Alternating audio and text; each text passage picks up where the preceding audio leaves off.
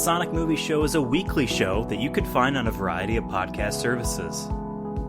Keep up with us by following our Twitter at Sonic Movie Show.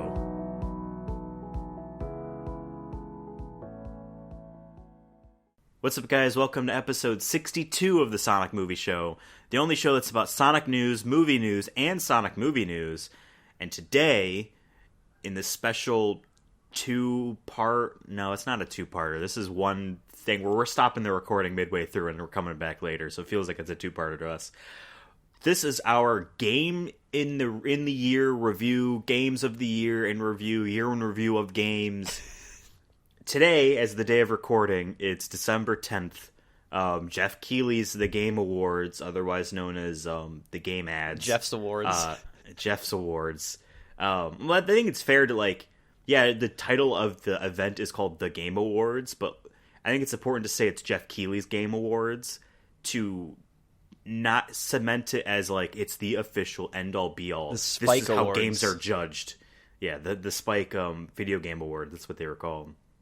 Rest in peace. 2013 was the last one. And they gave it to GTA 5 over The Last of Us or, any other great game that came out that year. I'm not salty, because I don't actually care. The Game Awards is today, and as of this instant, it has not yet aired. So we are going to talk about the games we liked this year, make predictions about the awards, and then we'll come back later and talk about what we saw. So why don't we kick this off? Let's go back and forth. Instead of I do all mine, you do all yours. Let's go back and forth. Talk about the games we liked from this year. We're not gonna make a fucking list. We're not gonna say this is our game of the... Because I didn't play nearly as many games this year as someone that's qualified to do so would say. You know what I mean? So I played old games this year that don't count.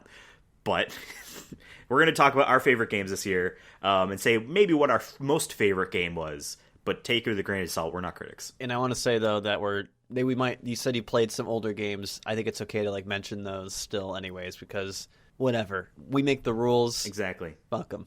I actually should have written down what games I did play this year. I wrote a couple. I wrote 3. 3. I'm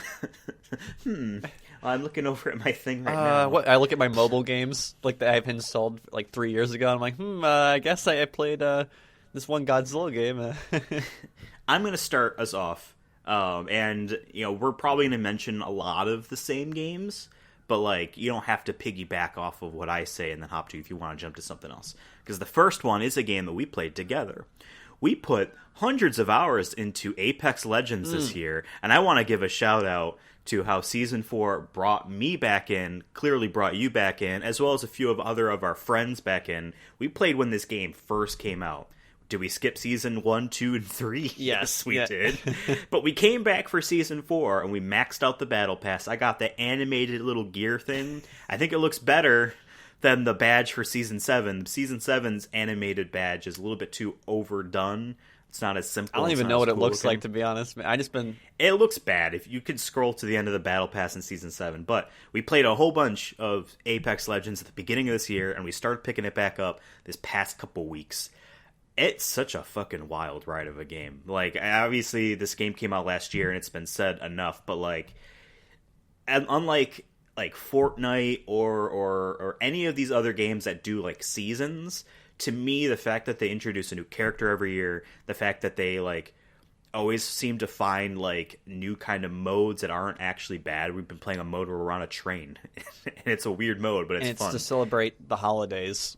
Right. It's cool, sure. Exactly. While Sonic the Hedgehog's voice actor talks about fucking an AI voice. Yeah. Or at least wanting to.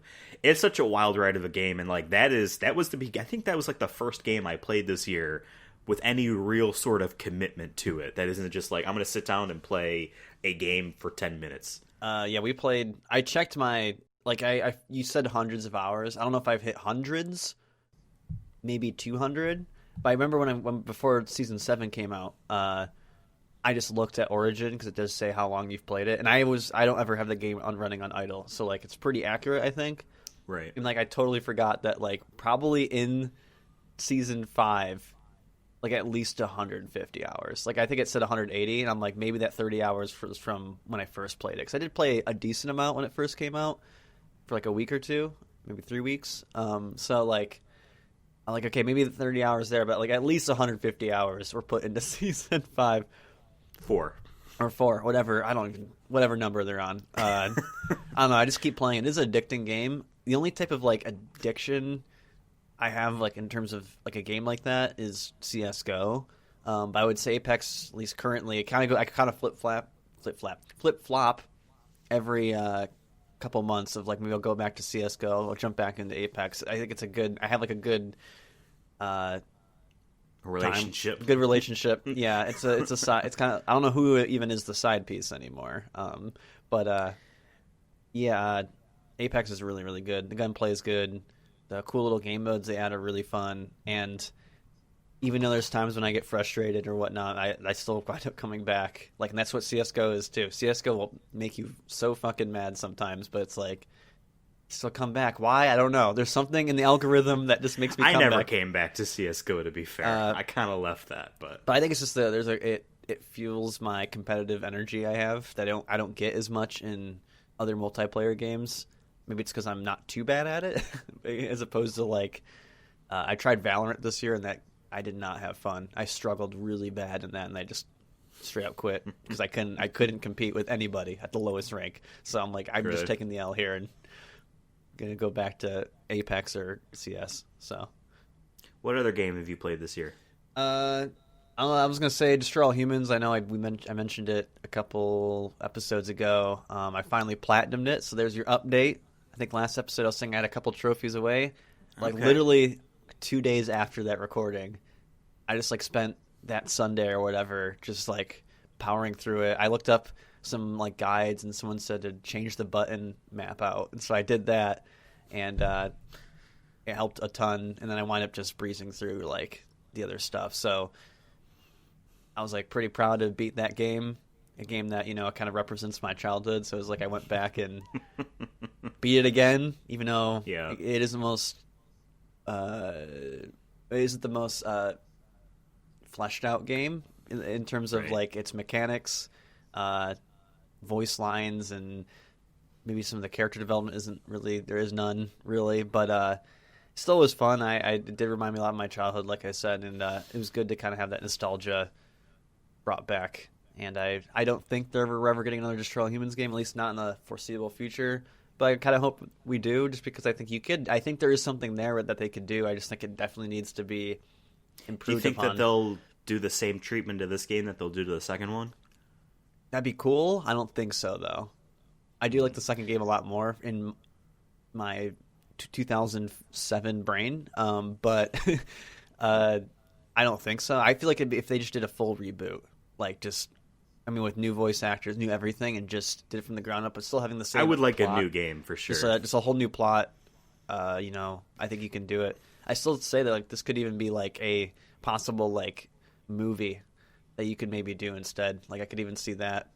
But once again, I think it requires a really good writer, like a really good video game writer, and sales. But like if this did not sell very well, I mean, I keep seeing ads, not ads. Like Wario64 tweeting out the main Ultra Collector's Edition with the plushy backpack and the giant statue. It's like half off. Yeah, like, but so was that's hundreds of dollars. Was like that too. Yeah. So I mean, hey, I bought that one. I have the giant baby. I paid like $60 for a giant case. Yeah. Yeah.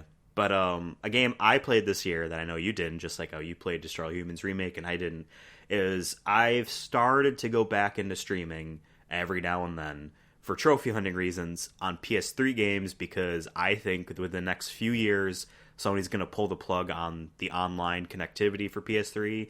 Can't upload trophies if you can't connect to the internet. So I'm trying to get as many from games I like as possible.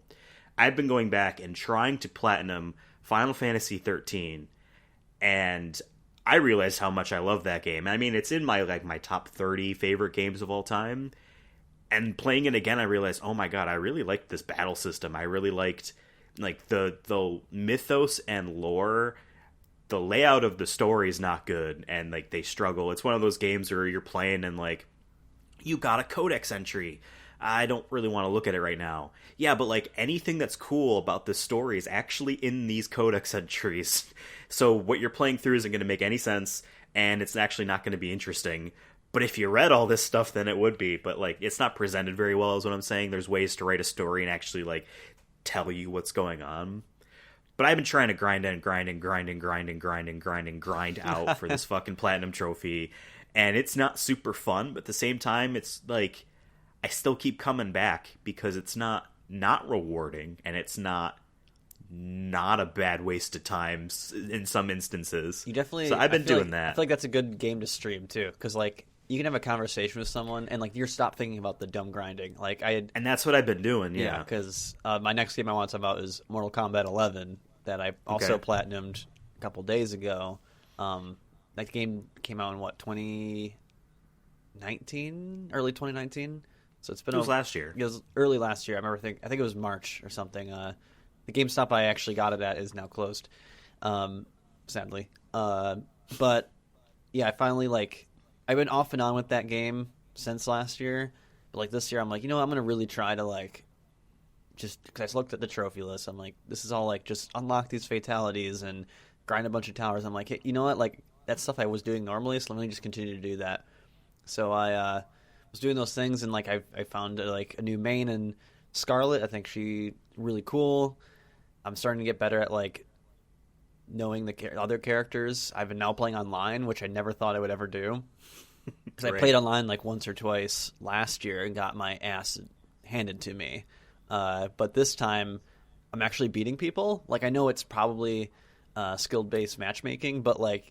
But that's what makes it like if those types of games, you feel really good if you're fighting someone that's at your skill level. Yeah, and I've definitely fought people where it was real close, and I've also done ranked Mortal Kombat now, with specifically Scarlet.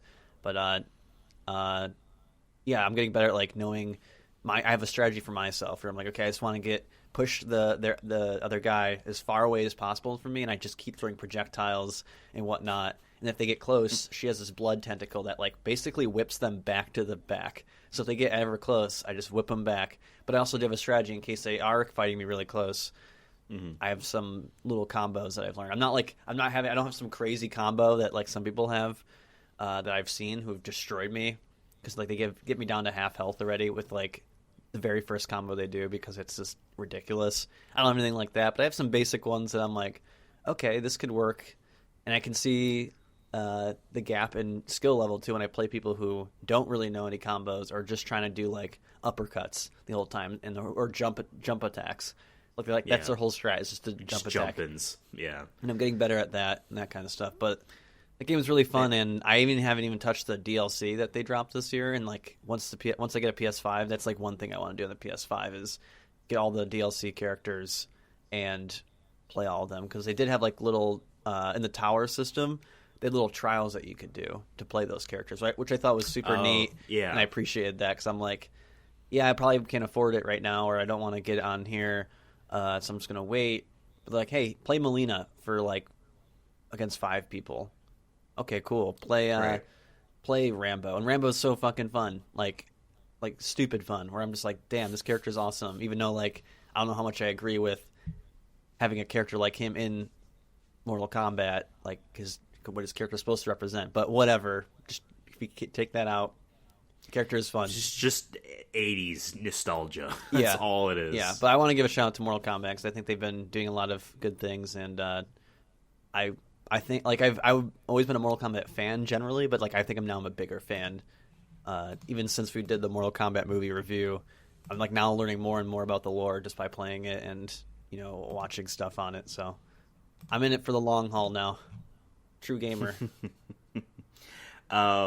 Next game that I'll talk about is a game that we've already talked at length on the show before. On episode 41 of the Sonic Movie Show, we went into a long, deep dive review of Final Fantasy VII Remake, so I won't go too much further, but for the longest time, that was my favorite game of the year. That was my game of the year. As I mentioned on that show, the fact that Square didn't fuck it up, the fact that Square made a game that I'm proud of saying this is really good and I enjoy it, is shocking to me that they were that good. Yeah, Square Enix is definitely hit or miss sometimes. Even with Final Fantasy, like, which is their main thing, like It's their Star Wars. Squaresoft's big thing is Final Fantasy, and they just don't do a good enough job. They don't do it as justice as the name would imply in terms of its importance. But for this, they did, and so I was completely shocked.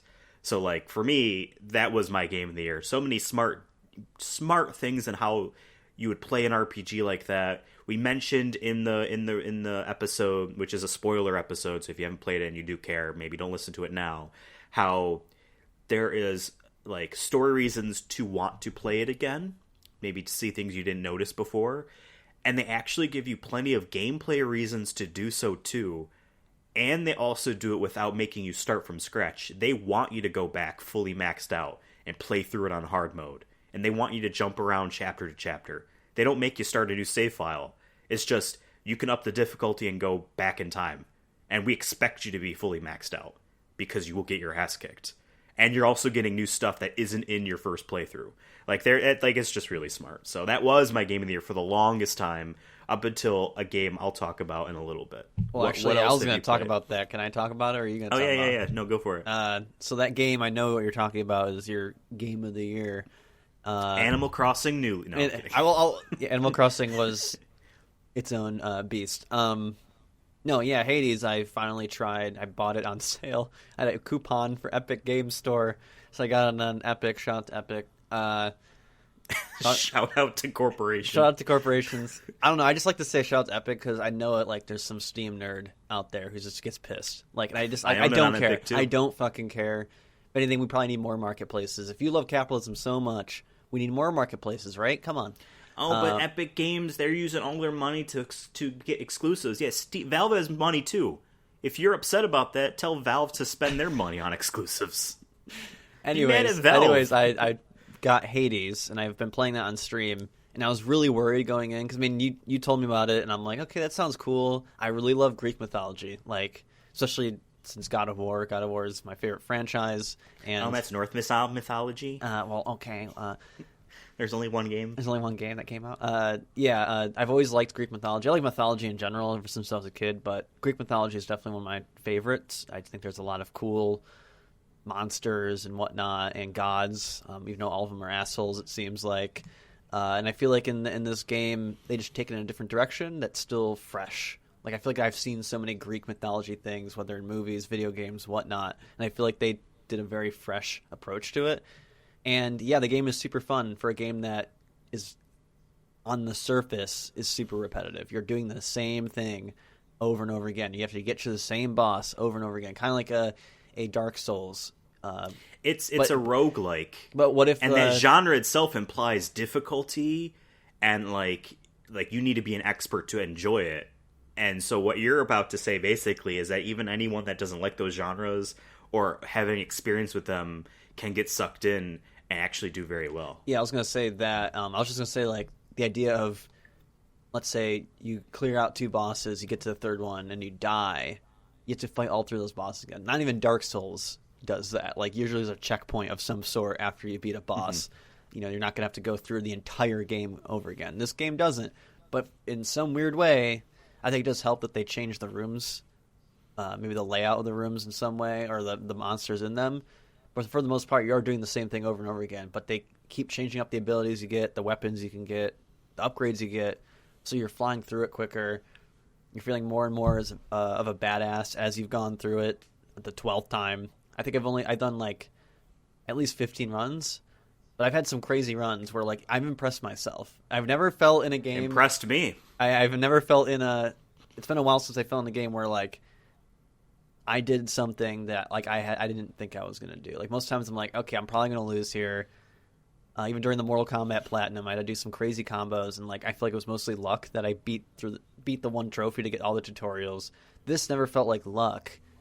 Like I was like, okay, no, I am actually succeeding. It is of my own doing. It isn't like I got a lucky hit in there. Like I was learning bosses and whatnot, and I feel like it's like it is hard, but also easy in that way for me. Where I'm like, I feel like maybe this is the type of game that is for a game that is supposed to be super difficult. It's kind of where my brain is at and how I play video games. So yeah, shout out to them because like for a game that is super repetitive, I keep wanting to keep playing, and all of a sudden it's 3 hours have gone by, and I've only done like Right. 4 runs, but like I felt like I've done so much, or I've grinded a certain amount of things correctly. And it's 11:30, and like you just want to do one more run, and then I'll go to sleep. Hopefully, it's a short one. Yeah, no, it's not, and it's not. Then you get just as far as you did before. Yeah.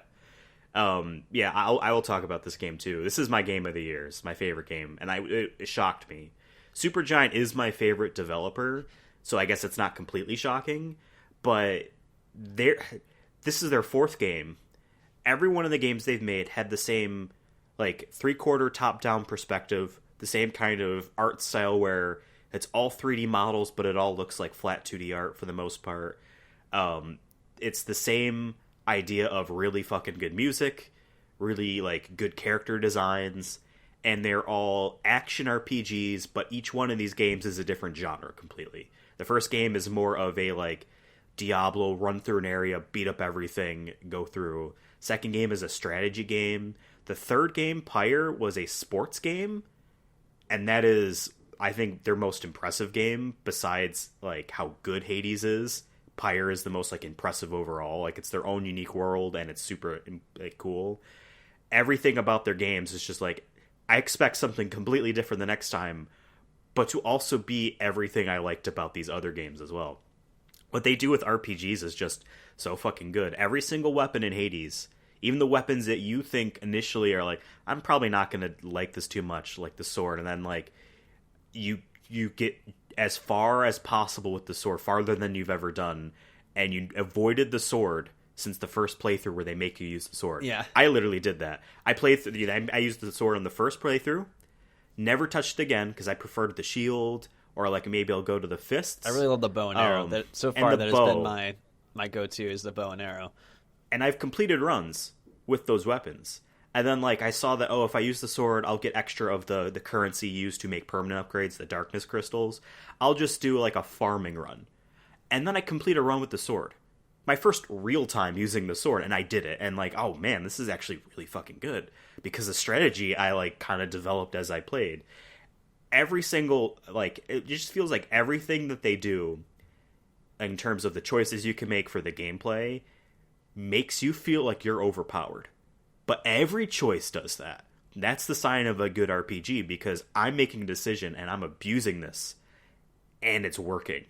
But if I did the other choice, it would also work too, in a different way, but that's also very good. Like, you haven't even seen all the other ways that they add shit on to make you even more powerful or give you more choices, because you haven't yet completed a run, and I don't want to spoil anything. Yeah, even if I stopped here, like, I totally understand what you were saying, like, when you first were telling me about it, where, like, yeah, this is definitely a Game of the Year candidate. I know we're going to talk about the awards themselves and kind of making predictions in a sec, but it's going to win at least Indie Game, 100%. It's up for 8 awards. It's got to win. It's the most. It's going to win. I don't know if it's going to clean sweep, because I feel like they never really do that at the awards too much. But it's definitely going to win Indie. Like, I would put money, if I had to put money on one of the awards it would win, I would put money on the best Indie game. I think Indie, it's up for Action Game. It's going to win that. It's up for, actually I had the list, but then I got rid of it to look at our Libsyn statistics. It's up for like art direction. It's up for music, I think. It's up for performance. It's going to win like 4 out of the 5. It might not win performance. They might give it to best Naughty score Dog. in music. But it's going to It's going to win music. It's going to win indie game. It's going to win action game. It just will. Like, and it came out like, yeah, it's been in early access for 2 years. It was actually announced at the Game Awards in 2018 when it started in early access, and I signed up for Epic Game Store that day, and I bought it that day, and I played it for a month, said, I've seen everything I need to know, I'll wait till it's done. This game is good. And it came out, and that's all everyone wants to talk about, and for good reason, because it's fucking good. The story in the game, I can't really talk too much about without spoiling it, but there's themes, and you haven't even seen, because I've been watching you play it, because you've been streaming it, so I've been watching you play it, and so I know everything that you've done. There's stuff you haven't seen, but like there's a reoccurring theme going through. There's characters you haven't even met yet that, like, you know what, for a game about, I mean, I don't even want to like even give a hint as to it, but like for a game about like the Greek gods, this theme is almost perfect for the Greek gods. And it's like the way they do it is so good. The voice acting is amazing. This is the first of their games where every character has a voice. In the previous games, his name is Logan Cunningham. He's the voice of Hades, and he's up for best performance. He is the voice in all their other games, but he's a narrator in the first game that narrates what you do as you're playing. He's the voice of your sword in the second game, and he's the voice of like the Charles Barkley, the John Madden watching your sports game. He's the heavenly celestial figure watching and commentating. He's been a voice in all those, but this is the first game where every character has a voice, and they're all fucking good. And like, I wasn't expecting that from an indie game. Like, yeah, like they're my favorite developer, but I'm not gonna be like they're the best at everything. But this was really fucking good. All the voices are like amazing, and it's not like I don't see anything that suggests to me that like they did something different than like what anyone else could do. They just got really good people and they just did really good voice work. But to me, this is my game of the year. And everyone is hot in that game. I'll say everyone is hot. Every single person. Yeah, especially even the Minotaur. However you say his name, Dionysus. Those thighs, man. I can't. Every time they pop up, my eyes just go straight there like glue. It's amazing. See, even mentioning his name, I want to talk about certain runs I did where I mained like his boons, and like, oh yeah, every time you get a nectar, a bottle of nectar, you also get a health up. Every time you go to the fountain, you get stronger because of his boons. Like, it's just like the game is so fucking good. But let's move on. Does this count as me now because I talked about it? It doesn't matter. Let's talk about The Last of Us. Yeah. Part 2, we played that. We also reviewed that. That was episode... Oh, boy. 40-some? 40-some. 43. Okay. I knew it was 40-some. Episode 41 was Final Fantasy VII Remake, and episode 43 was The Last of Us Part 2. We really did those back-to-back. Maybe we'll do one with Hades when you finally... I haven't beaten the game. That's not a spoiler to say that completing a run... in quotes, is the end of the game. I mean, and I feel like there's most reasons RPGs to keep going. anyways, is like, you can play it again. I have not rolled credits. It's like New Game Plus in a way, too. I feel like even early RPGs had that kind of mechanic. Where, right. And I don't want to spoil why you would want to do multiple runs and why the story continues, but the story continues, and I have not rolled credits yet, so I haven't finished it either. But maybe when we're done, maybe we'll do an episode on it. We'll figure that out later. But episode 43... was our big spoiler episode of The Last of Us Part 2. We had a guest on, one of our best friends, who also played the game, to talk about The Last of Us Part 2. So we'll keep it brief here. I think the game is beautiful. I thought the game was had a harrowing story that was acted very, very well, even though some of the themes, what they were trying to show kind of was trying to hit you over the head a bit too much to make sure you got it, which I don't think... No pun intended with actually getting hit over the head, but... Jesus. It's secretly a golf game. Weird. But I don't really put it as a negative for them trying to say, hey, these two characters are the same, in a sense. Because I get it, the mainstream audience might not kind of even realize that games are trying to tell... an actual message to you. So do it. I get it, but like at the same time... It is a very thin line, for sure. I was expecting greatness from them, and I got it. So to me, it wasn't as impressive as... I was expecting Final Fantasy VII Remake to be terrible, and it was greatness. I was expecting Hades to be fun and good like the other games they've made, but it's greatness. So to me, it's like, it's my third, only because they've set up good expectations already, and I expected it to be good, and it was. I wasn't blown away by the game. I was impressed, but I wasn't like, holy shit, like I was the other two. But what are your brief thoughts? If anyone wants to hear a whole episode, we did one. Yeah, Last of Us Part 2, like you said, I was expecting it to be good. I was more worried that it would just drop the ball. I don't think it dropped the ball. I definitely there's some things with it that I would have maybe would have changed personally. But I'm not a game director. I'm not a writer. Any of that stuff. So what do I know? But yeah, I mean, I had fun. I feel like they added not added mechanics, but they updated the mechanics from the older game, or the previous game, and Yeah. it was fun. Like, that's the whole point of video games, right? It's supposed to be fun. I like, it's so fucked up to say this, but clearly as someone who likes Mortal Kombat, I like my hyper violence in content, I guess, in a weird way. Maybe I'm a future serial killer. I don't know. But I don't know. I don't mind it as much. You know, some people are like kind of sick of that, especially with video games. I know I have a history of being like, it's all about the violence and sex and like, so I get like people are like, let's make games that aren't about that for once, you know, and not letting them also getting this big praise. But I do think it was acted well, all those good things. But and I guess in a weird way, I do appreciate how violent it is, because I feel like the world is violent, to be honest, and just maybe not in a way like we're seeing in this game, but I think in a more just general sense that world kind of sucks, and I feel like that's what kind of the game's overall message is, that humans suck for the most part. So yeah, I guess it just fits my worldview, so I like it more. But yeah, I mean, I like that game. I like that game a lot. It originally was my game of the year, but I think it would be Hades now. But once again, recency bias. Recency bias is also a thing for sure. Because I could see an makes argument. me very happy to hear you say that Hades is. But yeah, once we go through the list here, which I think we should probably just do now since we're. Do you have any other games, real quick? I mean, there's so I have many one small more things. shout out I'll give. There's more small stuff like we Animal both Crossing. played Animal Crossing, New Yeah. Horizons, played that a whole bunch, but we dropped off.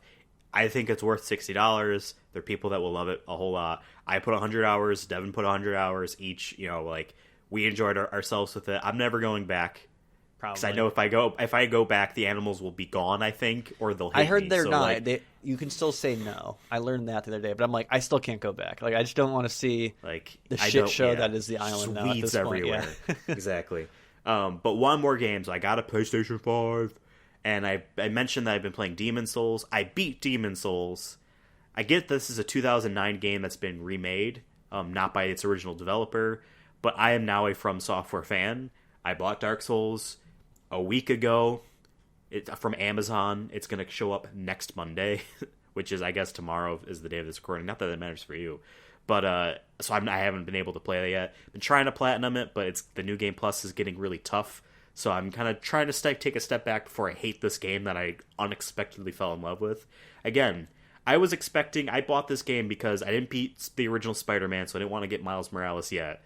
And I didn't want to get Little Big Planet's, like, new game. I'll get Demon Souls. It'll be a cool visual showcase, and then like another game will come out and I'll play that too. I wasn't expecting to fall in love with this game like I did. So to me, like, although I can't say it's my game of the year in terms of the new games because it's a 2009 remake, it's one of my games of the year in the sense of like this was awesome. So I mean, the 30 minutes that I played with it, and actually had a really good run in my first try, I was like, damn, this is my shit. I already looked like, prior to playing it, like it already looked like something that would be up my alley. I love my Dungeons and Dragons medieval shit. Like, I love the skeletons, the dragons, and the armor and all that. Like, that just looks cool on a surface level. So when I was playing it and actually having fun and not getting like frustrated, granted I only played the 30 minutes at your place, but yeah, I could see the appeal. And then I actually have been trying Bloodborne, but I've only played like an hour or two, and then I haven't like beat the first boss. So I don't want to give too much into that because I don't. Right. All of the bosses in Demon Souls are very good. They all kind of have a gimmick, more or less, but some of the encounters are just phenomenal. Even if they are like very, once you beat them, you breeze through them. There's a giant spider I fought in a tunnel, where like he's at the end of the tunnel in a chamber, and you have to run through the tunnel as he shoots webs and fireballs at you. When you finally get to him, he tries to hit you with his giant claws, where like, well, his front legs are like bladed, and then if you can get to hit him, after like maybe 15 seconds in there, he starts to fill the chamber and the tunnel with oil and light it on fire. So you have to run all the way back to the end of the tunnel so you don't die, and then repeat it. And like, it's such like a thrilling experience in a boss fight. They don't do music until you fight a boss. Yeah, it's always the big orchestral, like exactly, and with the Gregorian chant. Oh. Yeah, exactly. The final boss, I won't spoil. It was surprising to me how thoughtful, how cool, and how special it felt. And it wasn't what I was expecting. It was like beautiful in a sense. So I won't spoil it. Although not that like I don't think you'll ever. It is a game that like, maybe I whatever. will at some point, but like yeah. I could say it now, but I don't know if it's like I could spoil it. But like it to me, it was like just it was so good. But that I don't think is nominated for any awards. I don't think it made the. I don't know when the cutoff ever is. But the Miles Morales is in there. These are both the same day. So I guess that's true. Fair. I don't know. The Game Awards themselves, they are happening in a few hours, so we'll find out what actually happened. But we're going to give a few of our predictions about what we think will win certain awards and what maybe trailers or game announcements, or what will be shown. Why don't we briefly go through what games or like things we'll see, and then talk about the awards? Because I don't know how much predictions you actually have for like what new game announcements will happen. I could start off because I've been thinking about this. 2020 has been a weird year. There's no E3 announcements. Sony did 2 PlayStation 5 showcases, and they were like, they felt weirdly random, but they were videos, and they were high produced, and yada yada. Everyone's been starting to do these Nintendo Direct style game trailer announcement, montage showcases in a year where Nintendo did 0. They did like I forget that Nintendo did like really third-party games. Here are third-party games, but they didn't show anything that they did. They announced a Paper Mario game out of the blue, came out a month later. They announced like a Legend of Zelda prequel game that I did not buy because I don't think it's going to be all that good. Out of the blue, and it came out like a couple days ago. Like they're just announcing Pikmin 3 Deluxe. It comes out of the blue. They didn't do a Nintendo Direct. It's been over a year since the last actual one that they did. But the rumors were, and the Mario 3D thing came out, and all these, you have until the end of our fiscal year to buy this game.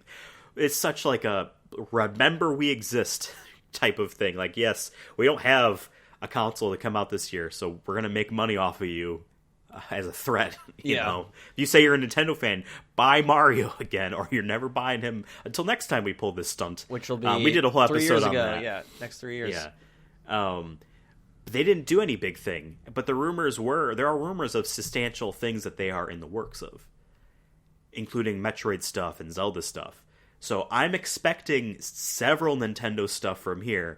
Now this morning, Nintendo themselves tweeted out, "We're going to announce the next Smash Brothers character at the Game Awards." Cool. I hope it sucks again. I love seeing Nintendo fans mad. Like that's like a weird kink I have. It's just seeing people mad on Twitter about like, it could have been this guy, but you put this dumb character from some game that no one played. Like, please give me something so random that no one cares about. The first DLC character was announced at the Game Awards, and it was a shock out of the blue because you thought it was a trailer for that character's game. It was Persona, right?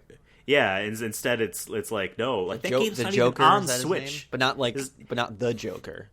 Well, they're all named after like playing cards. There you go. And shit. Put Jared Leto in the game. Fuck y'all. Oh my god. I mean, it could be. Doom Guy was rumored forever, but that'd be funny. It would be hilarious. Yeah, they have it like when if Doom wins one of the awards, it just. Like, let's say it wins Game of the Year, like, and also he's in Smash. Sure. You see the Doom guy, he's holding a trophy, and like, what's this in the cup? And he pulls out, it's the Smash invitation letter that they always do in the trailers. Switch or something. Yeah. So, like, I'm sure they're pulling out the stops for this one, but, like, Nintendo always does a big announcement. I'm expecting 2 games that they've already announced with very little details. I'm expecting Metroid Prime 4 to finally actually be shown. They announced it at the Switch's first year's E3. Say, that was like 3 or 4 years ago. As a logo, and said they were working on it. They didn't confirm publicly who was making it forever, because off the record, people found out they were experimenting with, this studio over here is working on this. This studio over here is working on this. Everyone's working on different parts. I think there's a multiplayer for it. And like that all fell apart. Some people were done and waiting, like, hey, we finished. Some people, so they scrapped it all. Retro Studios, which made the first 3 Metroid Prime games, said, hey, our projects have been failing in the back scenes. We haven't announced a game since 2014 when Donkey Kong Country came out. Hey. We would like this easy Donkey money, Kong. please. Let us make More our Donkey thing Kong again. I haven't even played the latest Donkey Kong, but I've always want more Donkey Kong without actually playing it. I mean, hey, it's $60 no matter where you go. That's what I'm saying. I might as well wait for the newest one and just play that. Like once Exactly. I mean, Tropical Freeze is like secretly the best 2D Sonic game. And I'm not even joking. All the Welcome to the elements of what Donkey makes Kong Sonic's movie good show. is in there. But it was like 2018, 2019, might have been last year, that Nintendo said, hey, we had scrapped development completely on the game. They actually did an update video saying, hey, we had to start over, which is exactly what Final Fantasy VII Remake had to do. They started from scratch because they gave it to a developer that could not handle it. And they started over, and then that game came out amazing. So I don't think that's an indicator of anything. But it's been long enough that I think it's okay to show something now. And they've been they're based in Austin, Texas, and Nintendo of America put out job recruiting things for Retro Studios. So I have a feeling they're deep in development where, like, hey, they have stuff to at least show. They could show a cinematic trailer. I'm expecting that. I'm expecting the sequel to The Legend of Zelda Breath of the Wild, which they announced at E3 last year as a trailer with no gameplay, just a thematic totally forgot trailer. about that. But yeah, I'm expecting them to show that. it's got to come out at some point. Rumors were that game was originally slated for this year, but then they had to push it. So that game has to be close enough to show something substantial, you know what I mean? Gotta be I'm gameplay. expecting that. If it's like a cinematic, I feel like that'd be disappointing. And I'm putting this out here right now. So whenever Nintendo likes to do this, and also console makers like to do this too, they've come out with the PlayStation 4, right? And everyone loves it. Here's some weird little things about it we don't like. We don't like the fact that the controller has a light on the front that brightens up my whole fucking house if I'm playing with the lights off. And you can't turn the light off. Everyone hated that shit. Everyone hated little aspects. PlayStation 5 comes around. All of the things people had issues with right when the past thing came out, they address all them. Because it's in that window of time where they can make those decisions. When Breath of the Wild was first announced, it was a cinematic trailer like for Breath of the Wild 2, and it Link's in different clothes. He's not wearing a hat. It's a weird setting because there's like a robot chasing him and he's shooting a laser arrow. This is what? So people didn't even know that was Link. And like it's a very androgynous anime kind of art style. People thought, is that a girl? Because he's got a ponytail. Is that Zelda? So all this conversation happens like, oh, do you get to choose your gender? And they're like, no, Link is always a boy because that's what the character is. Well, it's a different Link in every game and he doesn't fucking talk. So he's an avatar. Yeah. Zelda's a character. I get maybe not making Zelda a different person, but you know what I mean? So like, oh, is that Zelda? No, it's Link. I really do think that they heard all those conversations and took it to heart. Because in the trailer for Breath of the Wild 2 that they showed, it's Link and Zelda adventuring in a cavern together. Zelda has shorter hair. Maybe it's just a sporty cut, whatever. It doesn't, because she had long hair in the first game. It's a bob. Maybe it doesn't matter, right? It's a bob. But the way that the engine worked in that game is that stuff like Link's hat or like his sword wouldn't like bump up against stuff. It would clip into his shirt if it needed be. Because the physics. They didn't want to it clipped. If you were to be able to play as Zelda, her long-ass hair would clip in ways that wouldn't look good at all ever. So if they cut it short, maybe that's a reason indicator. So I'm expecting segments of the game where you can swap back and forth between the two. Maybe it's like a big set-piece dungeon, because when Breath of the Wild came out, the only complaint people had, besides the weapon degradation, which I think was actually a good design, but people didn't like that, some people. Besides that, it was the fact that there wasn't any traditional Zelda dungeons. They're going to bring those back, and I bet it's a two-player, or not two-player maybe, but just like you have Link and Zelda, and you're maneuvering one through the other, swapping back and forth. Or like she has like specific powers that exactly. Link There's can't things do. she can do. Link can do other things. She can run on walls, so she can jump across or something. The lava. Exactly. Yeah. Exactly. She uses her hair to attach to the ceiling, and then she can. No, hair's short. Oh, she's not Bayonetta. Bayonetta's clothes are made out of her hair. How fucking gross is that? So I'm expecting that game, and I'm expecting a gameplay trailer that shows that. And then one more game announcement, and it's not Nintendo. I'm expecting another game that was shown off at E3 2019 and hasn't said anything since. And that's Elden Ring. I'm a big From Software fan now. That game is going to be their best-selling game just because of the fact that George R.R. Martin is working on it with them. Now, I don't think it's been confirmed, but I've heard that he created the world and mythos and like universe, and it's still Miyazaki, Hidetaka. I'm butchering his first name. Miyazaki's his last name. It's easy to say. He's still writing the actual story, and his stories are very good. And from what I've heard about Dark Souls, and even in what I played in Demon Souls, his stories are very much like how George R. R. Martin writes his stuff, where it's a dark fantasy, unreliable narrators, after bad shit already happened. You know what I mean? Like, I'm expecting Elden Ring to be their bestseller because of George R. R. Martin's name. I'm kind of also vaguely hoping it's their best game. Because I would like to be able to get it when it comes out, and also have it be the best awesome game and not be like a Fairweather fan that just came in out of the blue like, yeah, I love this. This is great. So do you have like I'm expecting them to show that. Do you have like a crazy hot take? Like just like some crazy prediction that like probably won't happen, but like maybe either you would love to happen or like maybe not love to happen, but it's like something you could like maybe see. Like something crazy though. They behead Miyamoto on stage. not like something like that, but like a game like or something in the awards like happening. Like, is there a special? Like, we had Keanu Reeves, for Cyberpunk a couple years ago. So, like, something like that. I don't think you're gonna think that this is as hot a take as I do. But it would be crazy and too early to see Final Fantasy VII Part 2's remake Part 2 this early. I think that maybe would be a crazy, trailer, but maybe like a cinematic trailer, not a gameplay trailer, but a cinematic. Right. But that's too boring because we know that game is happening. Something that is unexpected. Yeah, something like really something unexpected. That's unexpected. Last year, it was unexpected to see Microsoft announce and reveal their fucking console at the Game Awards. Nintendo could do the same thing with here's that was Switch one Pro. take that was saying that we're looking for this Pro. There's been rumors for like 3 years. Right. At this point, like, well, the Switch has only been out for 3 years. But there was rumors that like something's happening in March because of all these cutoffs in March that they're having. That that's the Switch Pro is going to drop in March. And again, other rumors was that Breath of the Wild 1 came out on launch day for the original Switch. Breath of the Wild 2 might be a Switch Pro launch game. Here's a reason to get the new one. Look how great it looks. Advertising kind of thing. How about so I think how about Soldier Boy dropping his console finally? Soldier Boy is still in prison. You said no, he's not. He's out of prison. Oh, okay. We were talking about this on when we were playing Apex the other night. We were talking about Soldier Boy, but yeah, I would love if Soldier Boy came out. So he's like, okay, my console is actually here. You can buy it now. Do you have any actual predictions or anything that you think could happen? Yeah.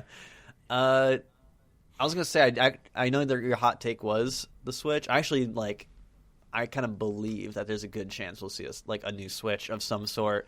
Or they're going to announce a direct. That there's been no Nintendo announcements this year means that that's a good chance, if anything. Yeah, I was going to say either that they're going to announce like a direct that will happen, where they will announce it. Then something like that could even happen, where they're like, okay, hey, announcement of an announcement on Christmas Day, we're doing a direct, and we have some hardware to show you. Just something like that. They'll say that, so they're like, oh shit, it's going to be a Switch. Oh no, actually, it's It's a new Pokeball. Like, it's a real one. You can capture people in it. It's crazy. Did you actually see that there's a $100 replica Pokeball, like expensive, like ornate, realistic design Pokeball, and the one thing it says is "Don't throw it."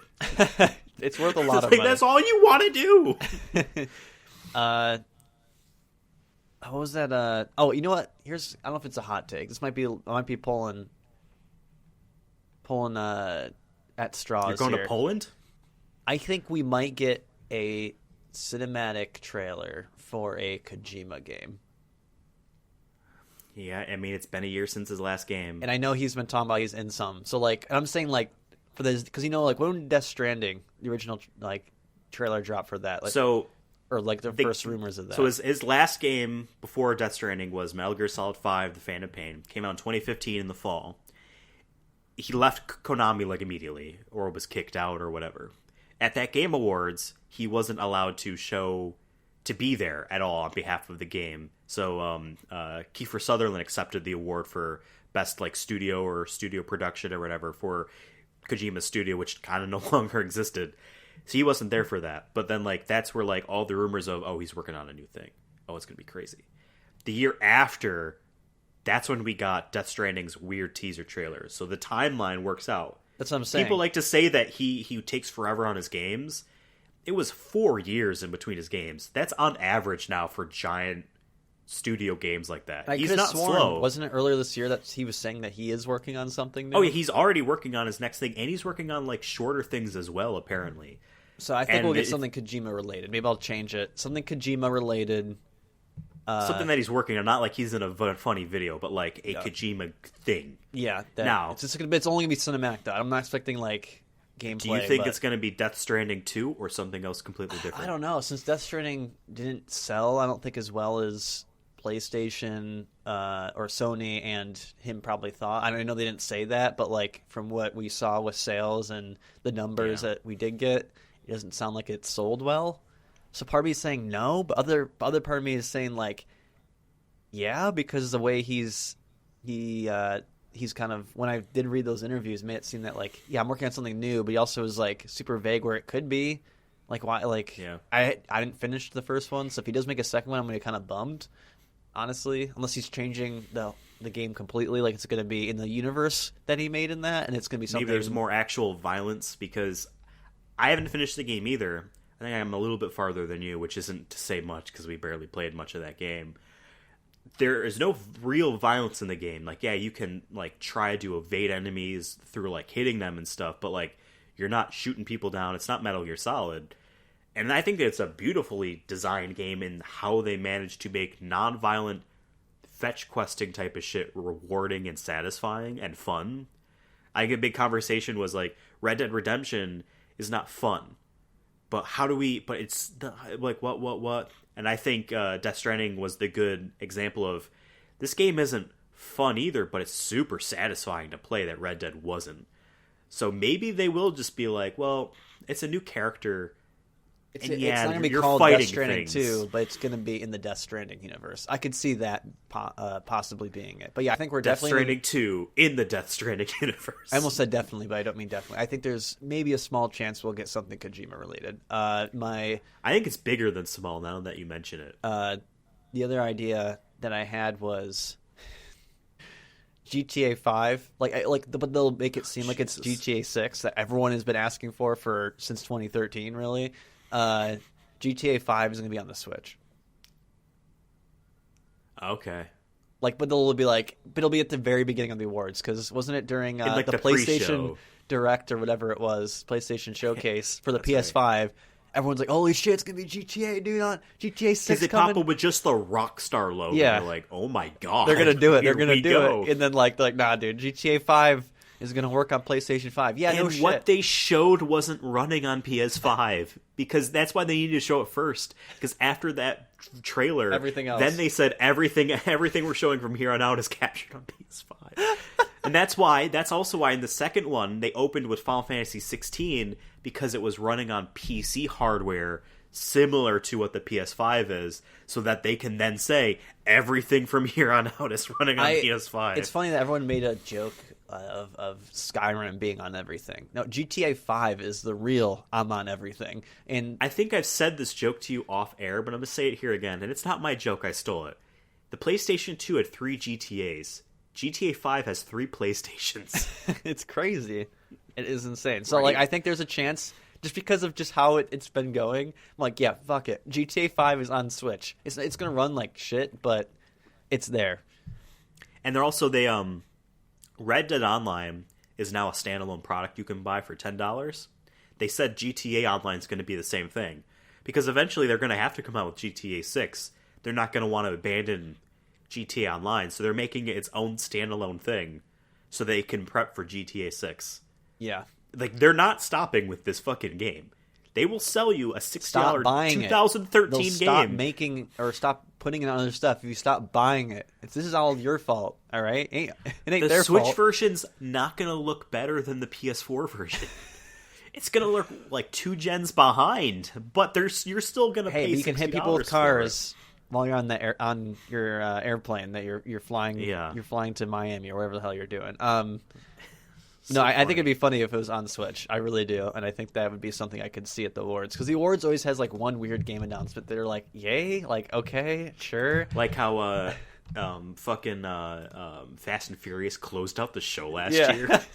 That's what we should have said. Vin Diesel was gonna come out and announce the Chronicles of Riddick game. There you go. Yeah. The last couple like predictions I have, but not necessarily games, is since Brie Larson and everyone's gonna be there, it can either go one or the other way. It's either gonna be like super awkward and bad, I feel like, or it's gonna be fine and like she's good. You like, and that's it. Because I feel like Keanu Reeves, like, and everyone else there too. Yeah. Listen, people pick on Brie Larson for stupid fucking reasons. Oh no, I don't think she. Like, I'm not saying like I don't like her or anything, but just okay, like I feel like I know, but I just want to put it out since there. it's the Game Awards, it's just gonna be, and especially I don't know. We don't know. We talked about this off air, but is this gonna be pre-recorded? Is this gonna be live? But then there's gonna be some pre-recorded stuff like trailers in there, like they normally do. I think it'd be better. I think just as gaming presentations have gone the last how many years it's been, 30, 40 years, I think it's so much better to just have it pre-recorded.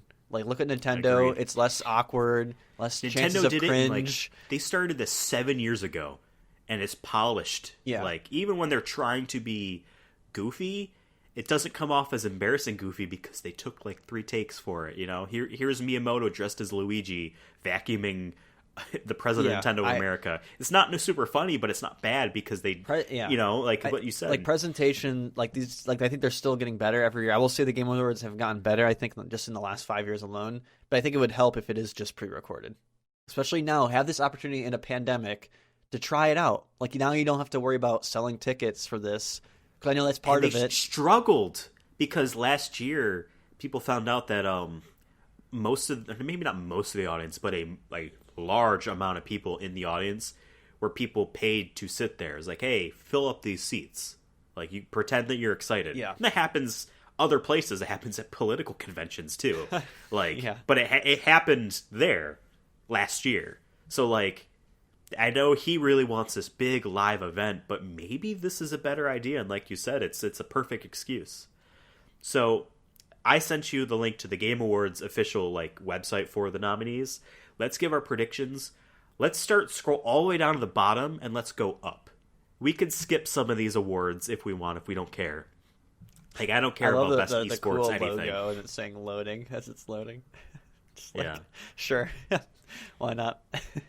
Hey, man, someone got paid to do this. Hey, in this economy, pay them. So scroll all the way down to the bottom, and we'll work our way up. All the way. Just scroll. Didn't they mess up on one of the? I remember when they were first tweeting these out. They said it was a totally wrong games, wrong screenshots, and then some people were making fun of them afterwards, putting completely different things in there. So best esports team, I don't care about. No. Let's go Dallas Best Empire. esports I see people talk about them, so Dallas Empire. I hear a lot of people say San Francisco Shock, so I don't know. Best esports host. I don't know any of these people. I'm sorry. I don't know any of these people. I'm sure you're all talented. I know a lot of the people that host and commentate on fighting game events, but none of these people are those. Going up, best esports game. Modern Warfare is going to win. And this is what we think is going to win, not what we want. I think I'd put money on Modern Warfare, especially if they're tying in Warzone to that. Warzone was that's one game I forgot to mention when we were talking about our games. Warzone was really fun. Like, if Apex didn't exist, I probably would be playing that. And I'm not even this is someone who used to play COD back in the day and then has kind of fell off of getting them yearly and all that shit. But Warzone's actually really fun. So if they're including that, and this is someone who likes Counter-Strike. Counter-Strike's on this list too. I didn't like Valorant, but I could see Valorant winning. But I just think that game needs to be fleshed out so much more. But my prediction is Valorant. You really think it's Valorant? That was because they made a CS:GO that actually looks good and has a bit of a hero shooter element to it that feels freshest. I never played it. I'm telling you, all that stuff sounds good. And when I played it, I was literally yawning. Really? even during the competitive games. And then also I was sucking, so I think that had something to do with it. Like I was having. I yawn at Counter-Strike Global Offensives. I yawn in CS:GO because I suck. So, maybe that's that. I can see Modern Warfare, but yeah, I can see Valorant too. It's one of those two. The other three games are old, and therefore none. I mean, League of Legends, CS:GO, League of Legends, to be honest, is going to come out and win. CS:GO just dropped a new operation, but I guess this is best esports game.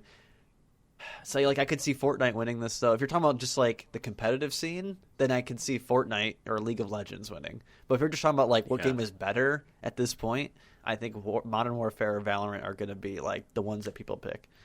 I think so too. Scrolling up, best esports event. Never heard of any of these. Let's do IEM Katowice. That sounds cool. Sure.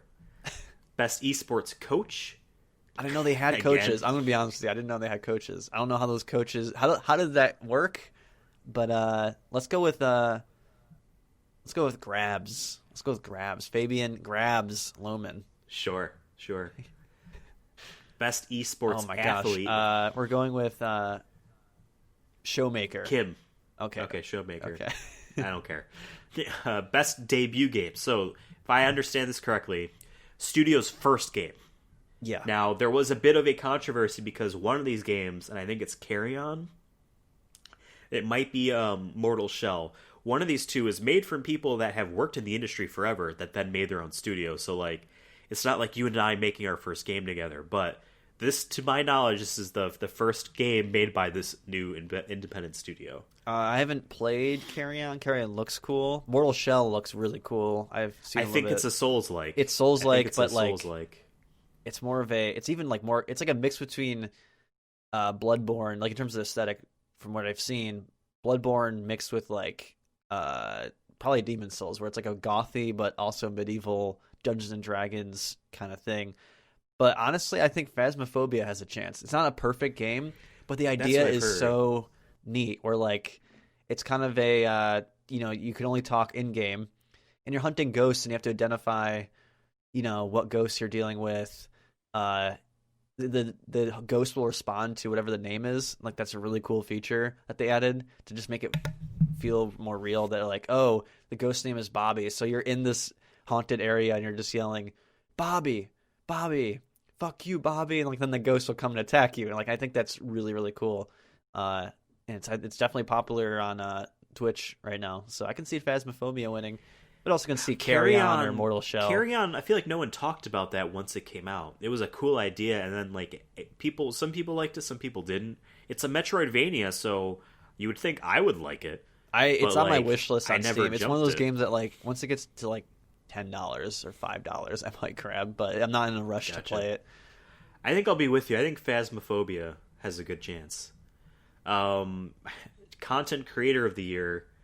I think it's. I don't know. These awards, like, I don't think people actually care as much as the people that are. I mean, I'm biased towards Alana Pierce because she's with Funhouse, and now she's going to be doing stuff with God of War and all that, or Santa Monica. I think I can see Tim the Tant Man winning just because he kind of blew up with the whole Fall Guys thing. Like he couldn't win, and then when he finally won, Fall Guys was like celebrating with him. But yeah, I don't know the other people at all. I think I know Jayanne Lopez. I think I've seen her before. I don't remember where. But yeah, I guess I would say Alana Pierce just because I know the most about her. I honestly do think that she will probably win. But again, I don't really know the three of the other people. Scrolling up, best multiplayer, Animal Crossing New Horizons, LOL, the connection drops and all the waiting time to get in your fucking island was forever. Yeah, I love Animal Crossing, but come on, that was one of the worst things in that game is the waiting, making it so hard to go from island to island, just a pain in the ass. I saw a Twitter thread detailing and said this is set up the same way they did it on the DS and the Wii, in like how Nintendo does their online for stuff like this. And it like the person was detailing how it didn't actually need to be that way, but it's literally old code that they already have chunked out that they can just chop in. But I think the idea of at least showing off your island and your creations to people was fun for people. People are making social gatherings in Animal Crossing. I did a birthday party this year in Animal Crossing. That's not even a joke. Yeah, and it was fun. Yeah. So like I get that, but I agree with you. Among Us is big. Warzone. Fall Fall Guys. Guys and Valorant. These are all good, I think. I only think I wouldn't cross out is Animal Crossing. Take out Animal Crossing, I'm totally okay with either 4 winning. Like, I would pick any one of these if you can convince me. Like I said, I didn't personally like Valorant, so maybe I would take that off. But I can see Fall Guys winning just because that kind of blew up. Among Us, that'd be really cool for them to win, considering that they were working on the game for 2 years, and it kind of just blew up, and then they stopped making the sequel to it. They're like, nope, we're just going to continue working on this. Yeah. And it was a cheap game, and it's on mobile, which is really, in terms of multiplayer, that's really, like, awesome that, like, you know, someone doesn't need to buy it on Steam to play. I bought it on Steam, but, like, I played with people who are using it on their phone. And I think that's really, to me, that's, like, kind of the definition of multiplayer is that, part of the definition of multiplayer is that anyone can play from various devices. So if I had to pick, I honestly might give it to Among Us just because of that feature alone. I think it's going to win because I think Warzone is nominated for other things, and I think people will want to give Among Us something, and I think it'll be best multiplayer. Yeah, I'd be happy out of all the three, though. I think either Among Us or Fall Guys I think would be well-deserved. Fall Guys I think is a cool new battle royale, but in terms of multiplayer, like, it doesn't have as much interconnectivity when Among Us does. You're playing with your friends or playing with randoms. It's all about talking, communication. Sometimes you can play with Fall Congresswomen. Fall Guys is I don't have to talk to anybody the entire time. So yeah. All right, scrolling up. I think Among Us is going to win. I think we're on it. Best sports/racing game. This is usually a joke of a category because not very many good games in these genres come out. But Dirt 5, which I didn't play. I didn't really know that they're even up to 5. F1 2020, didn't realize that existed. FIFA and NBA. It's going to either be... They're there for that. Tony Hawk could be a dark horse. Tony Hawk. Yeah. I think hands down it's going to be Tony Hawk. Because that's the only game of this list that people actually talked about, I feel like. Like, besides the people that love playing NBA and love playing FIFA... Tony Hawk was. I could see maybe actually. I was gonna say the dark horse is Tony Hawk. I actually think it could be F1 2020, just because there's like a weird racing. Not a weird. I want to say weird in a bad way. I just meant like there's like a interesting group of gamers out there who are really into like sim racing games, and like I think it's a lot bigger than people imagine. So I can see maybe that sneaking in because it looks like from what I've heard, it's like a simulator, like a really good simulator game. So like maybe that will win just because of how good it is, but. Once again, how many racing games like that do we have when we haven't had a Tony Hawk in how many years? So going up, best simulation/strategy game: Crusader Kings 3, Desperados 3, Gears of War Tactics, Microsoft Flight Simulator, and XCOM Chimera Squad. I think honestly, it's going to be Microsoft Flight Simulator. Yeah, people loved that when it came out, and people are still playing it. And, like, it goes back to, like, the original Microsoft Flight Simulator was a game that, like, my grandfather loved to play way back. Way back. And that man doesn't play video games, but he likes playing that. I know back in, like, 2013 they tried rebooting it, and it wasn't good. But, like, they fucking used, like, actual modern technology, mapping systems that already exist to map out the whole fucking planet. And you can... Like, yeah, some buildings are, like, replaced with other things, but, like, it's the whole fucking planet. Yeah, and I will say this, too, from what I've watched and what I've heard people talk about, is that, like, you can even do it live. Like, if there's a hurricane, like, someone was doing, like, we're flying into the hurricane that's in the Gulf right now. And, like, they did that. That's nuts. That's crazy. Like, if you told me, even 5 years ago, if you told me that'd be a thing, I'd be like, okay, but, like, how is that possible? How are they going to do that? I'm playing an MMO in the real world, in that kind of a sense. Like, and people were going to Epstein's Island. Like, that's hilarious. Yep, crashing into it.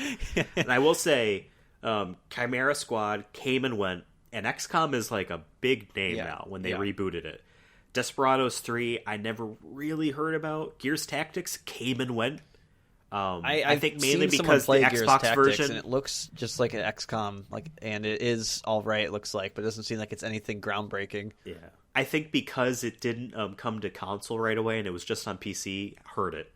But Crusader Kings 3, I keep seeing like news and stuff for it. So like, and like good news. So like that could be the dark horse. I'm guessing it's like a what are those games called? Just like. The one I played growing up was Age of Mythology. Yeah. So Age of Empires, that kind of. I'm assuming it's like that in some way. I don't really know, but I don't know, but Microsoft Flight Simulator is going to win it. I guarantee it. Best family game. Now, generally, year after year, almost like I think it was last year, every game that was nominated for Best Family was made by Nintendo. So it was the Nintendo award. But there's actually some divvied up. Animal Crossing New Horizons, Crash Bandicoot 4, Fall Guys, Mario Kart Live Home Circuit, the RC car racing video game, Minecraft Dungeons, and Paper Mario, the Origami King. I'll say the ones that are not going to win. Paper Mario's not going to win. And I don't think Crash Bandicoot's going to win. No. I think it's either Fall Guys or Animal Crossing or Minecraft Dungeons. In terms of games that kids Animal would Crossing like. Dark Horse. Animal Crossing Dark Horse. Just because. But at the same time, Animal Crossing, someone's going to win. Like, Animal Crossing's going to win something. I'm just saying, because that's the way people work. This could be the something it wins. Worst case scenario for them. But children. Not saying if this word is bad, Guys. but like I'm just saying, like for Animal Crossing to win Best Family would be a weird award for it to win instead of like either Game of the Year or the other ones we've seen. But I can see Minecraft Dungeons. I heard some good things about that, and I feel like Minecraft has definitely become It used to be, I think, a kid's game, but also it's more of a family game now, where I think dad and mom can watch you build your dumb fortress. Crash Bandicoot 4 and Paper Mario, they're not going to win. Crash Bandicoot 4, I heard, is a really good platforming video game, but not necessarily one that kids would like, and therefore the family would like. Fall Guys I think would be second, but Animal Crossing, I agree with you. So going up, Best Fighting Game, this category is a joke. I'm just saying this right now. Like Mortal Kombat's going to win.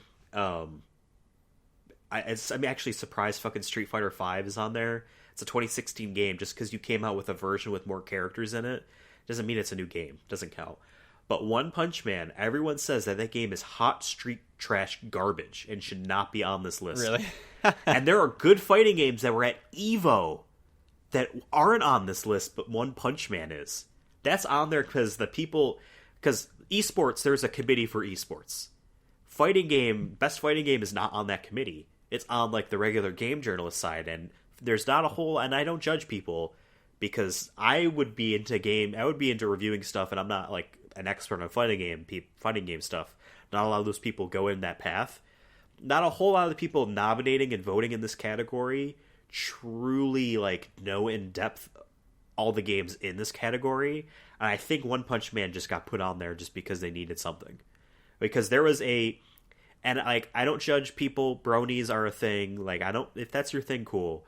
The artist for the My Little Pony cartoon, I guess, is the artist for a horse fighting game called Them Fighting Herds. Yeah, I've heard of that. That game is apparently very good, and it was at EVO. Or at least was a contender before EVO became digital only and had issues. That's not on this list, and One Punch Man is. Under Night in Birth is an actually really good fighting game. It's published by Arc System Works, but it's not made by them. I heard that's extremely good. Grand Blue Fantasy Versus is okay. I heard it's not really all that great. It's going to be Mortal Kombat, I think, just because they did a really good job. Now, granted, this is the Ultimate version, so it's not even the one from last year. That's what I'm saying. It's technically enhanced with like 60 FPS or whatever it is, and it has Melina, Rambo, Rain as like the new characters. And I think it does also come with the previous DLC characters, which are RoboCop. Right. It's a completed Sindel, edition, just like Street Fighter Champion Edition is too. So I guess it's weird to me to see like Mortal Kombat here when it came out last year. Mortal Kombat, Street Fighter V, and Under Night in Birth are all older games that have updated versions that came out this year. So in my opinion, they are disqualified. And I guess out of the two that are left, I would give it to Grand Blue Fantasy, even though I didn't play either of them. I mean, I'm super biased, but like you said, like if it came out last year, why is it up? But unless they're just saying best fighting game for this year, if that was the case, you can like say Smash is in there. Right. That's the best-selling fighting game too. So, maybe they really just had struggles on a technical to find level, the games this year, like you said, or like whoever did it just didn't. I just don't think that they cared all that much. I think on a technical level, and I have not played it, from what I've heard, the best fighting game is Under Night. But the one that will probably win overall will be Mortal Kombat. Street Fighter doesn't deserve it. Street Fighter V was not good. I like that game a lot. It's not a good fighting game. They like at its core was not good. Like they're struggling to make it better, but like we need to wipe the slate clean and start with 6 over. Mortal Kombat struggled for years and years, and they came out with 9, and it was a decent fighting game. 10 was better, and 11 is the best one. I think that's what people say is 11 is the best. I've heard Mortal go Kombat. back and people say like 10's better, maybe in terms of its character, like very small nitpick stuff like that. But I haven't played overall. I played a little bit of 11 Mortal Kombat X, and it was, I had fun, but I didn't grind as much as I did in Mortal Kombat 11. So I don't know. I think Mortal Kombat will win, but I mean, my hope is Under Night. But again, they're both old games, so whatever. Going back up, scrolling up, best role-playing game, Final Fantasy VII Remake, Genshin Impact, Persona 5 Royal, Wasteland 3, and Yakuza 7 or Yakuza Like a Dragon. I'm going to say Yakuza. Genshin Impact is the dark horse. Yakuza is dark horse number 2. If they fucking give it to Persona 5 Royal, I've heard some good things about people saying in Yakuza, like them talking about, like, doesn't go into best role-playing really, but like, it's a millennial game. A man loses his job. Yeah. And then, like, yeah. There's something about homelessness and stuff, and I think that's really neat. Like, we don't really see in many video games. So, I want Final Fantasy VII Remake to win. I will lose my mind. Not really, because I don't ultimately care. But I will be very disappointed if Persona 5 Royal wins it. Persona 5 won Best RPG in 2017. And like this is a reissue of it. It has new content and a new character, but it's a reissue. I don't think it should be just like the fighting games. I don't think it should be on here. It's a re-release in a sense. Yeah. I get that they tuned up the RPG mechanics. I get that they speeded up certain parts and they added like another fifth of the game. I get it, but like it's an old game. Genshin Impact. I can see Genshin Impact weird, maybe, like you said, being a dark horse. I don't know. It was popular. Wasteland right? 3 was not good from what I heard. People really liked the first Wasteland and the Wasteland 2 because it was people that made the original Fallout game coming back and making something, but no one liked Wasteland 3 from what I've heard. I think it's going to be Final Fantasy VII Remake, but Genshin Impact and Yakuza could come out and be like, actually, no. Yakuza came out really late, though, so I don't know. And in a way that might hurt it. Or help it. Because I think... recency bias. But I don't know. I don't know. But this is a tough one. Like, Final Fantasy VII feels like it came out 2 years ago at this point. Like, in terms of how crazy this pandemic's been. But so, like, maybe... for me, when I hear about Yakuza, Yakuza, I'm like, oh, yeah, that just came out. Like, I'm like, but that's at least for me... Final Fantasy VII Remake has that long-lasting kind of like, no, this was a fucking staple of the year. Yeah. No, I know what you mean, but also at the same time, for me, I'm just like, this year's been crazy that I'm like, I have like gaps. Like, I'm like, all in chunks. So I'm like, Final Fantasy VII feels like a totally different time than it was now. You're right. So, I don't know. What do you think? What do you think's going to win? It'll probably be Final Fantasy VII, like you said. I think that needs to have one other award that it needs to win if it does also win Game of the Year. You know what I mean? Like, I feel a bit weird if it just won Game of the Year, but then no other awards. I feel like the Game of the Year always tends to win at least one or two other awards. So, if it doesn't win here, let's say, then I think that maybe I think that would decrease its chances of winning Game of the Year, as in terms of a broader standpoint. But it could... Well, it's up for what? It's up for a few other things, but I think it's going to be this one as well. Let's continue. Best action adventure: Ooh. Assassin's Creed Valhalla, Ghost of Tsushima, Spider-Man Miles Morales, Ori and the Will of the forgot about Wisps, Star Wars, Star Wars Jedi Fallen Order, and that's the thing. We'll talk about this in a second too, and The Last of Us Part 2. So those are the 6 games. Star Wars Jedi Fallen Order got delayed just enough so that it got cut off from last year's list. And everyone's like, oh man, don't worry guys, it's going to be up for next year. That's what's happening to Cyberpunk now. Yeah. This game is not going to win. Because Last of Us is on there. Because Ghost is on there. Because Assassin's Creed is on there, which I did not play. Spider-Man's on there. Ori, I heard, is actually really good, but it's not going to win. I think it's either Ghost or Last of Us. I agree. I think Ghost of Tsushima is a dark horse, by the way, for Game of the Year. I think Ghost of Tsushima could win. And I know a lot of people are saying Last of Us, Final Fantasy VII, Hades. I'm like, Ghost of Tsushima might come in here and steal it. I don't want to say steal it either, but you know what I mean. I feel like all the votes could be split between those three, and somehow like Ghost of Tsushima has the most votes, just because I think a lot more people are like, People really liked that game. my brother played it. Like my brother hasn't played really any PlayStation games in the last besides his NHL. He's like, yeah, I've been playing Ghost of Tsushima and I'm loving it. I'm like, oh, awesome. Yeah. It was on my There you list, go. but it kind of just fell off because I was in the middle of playing Last of Us and other stuff. So like, Right. Yeah, no, this... I heard the game is gorgeous too. So, but how does that go into Best Action Adventure? But I guess you could say we already seen what Spider-Man could do in the first one. From what I've seen, it looks like it's about the same combat styles. That's why I wouldn't say Spider-Man will win. Assassin's Creed Valhalla looks like every other Assassin's Creed. Ghost of Tsushima has this cool like fighting style to it that you don't I see. think it's gonna Last win. of Us we've seen, like I said, they did do some stuff better, but it is still at the same time the same combat as it was in the first game. Oh, it's vastly improved, and But I'm still saying it's the same But, like, idea when yeah, Ghost of yeah. Tsushima is and also brand new in that way. I don't think of The Last of Us Part 2 as action adventure. But like I don't really guess to know where I would put it in terms of genre. But I Stealth. think Ghost of Tsushima will win. Yeah. Because I think a lot of people want to give Last of Us Part 2 Game of the Year. So I think Ghost of Tsushima will win Best Action Adventure. At the same time, like I said before, I think if you see Game of the Year candidates winning other awards, their odds of winning Game of the Year, I think, also go up, though. Potentially. It's true. So if Ghost of Tsushima wins this, I think that's a higher chance of it winning. Yeah. So it's sometimes people like to think like, oh, well, we're not giving Game of the Year to Ghost of Tsushima. What can we give it? Yeah. That also does happen too, I think. True. But, going up, Best Action Game. Doom Eternal, Hades, Half-Life Alyx, Neo 2, and Streets of Rage 4. I say it's Hades. I haven't played the other 4 games. If you take out Hades, I'm going to actually go with It's a Streets of tough Rage list. 4.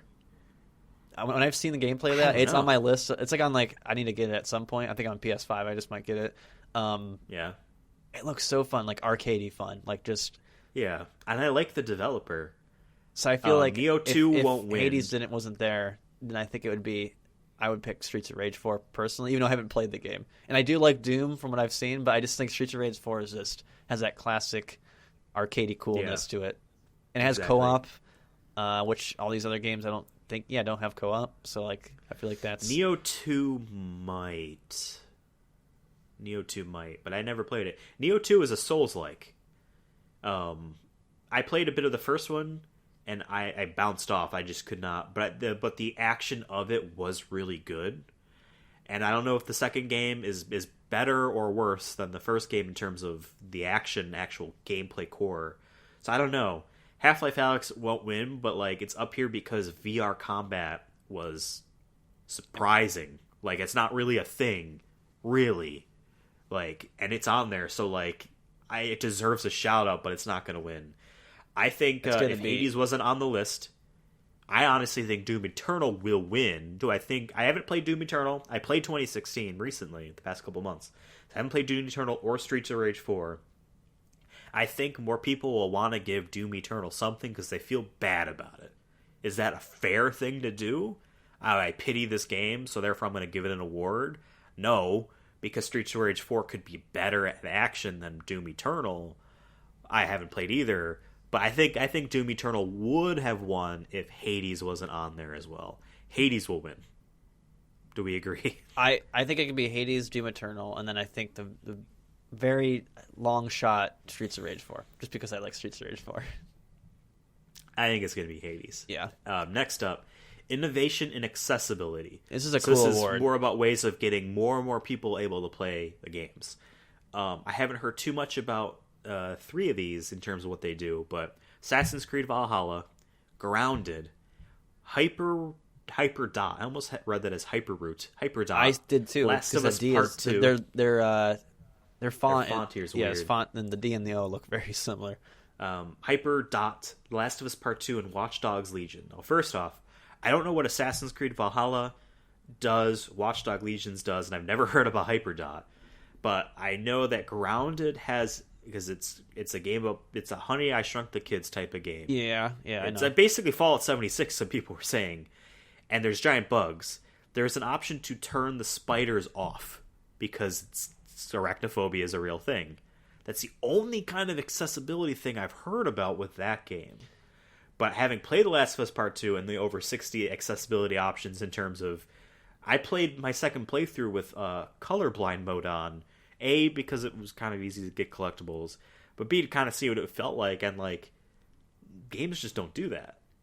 I think Last of Us Part 2 will win, but I don't know what 3 of these games do. Yeah. So... Yeah, I mean, I think this is a cool award to have. I think this is... Because I know this is something I think games need to work on for the future. And then even just recently with the Cyberpunk epilepsy issue that they had. But I guess they did add, today, they did add in a patch that it does pop up in the beginnings. But it sucks that it took people, having seizures and writing about it for it to be changed. But just in general, I think games, not just Cyberpunk, but games in general need to do a better job of making games for everybody.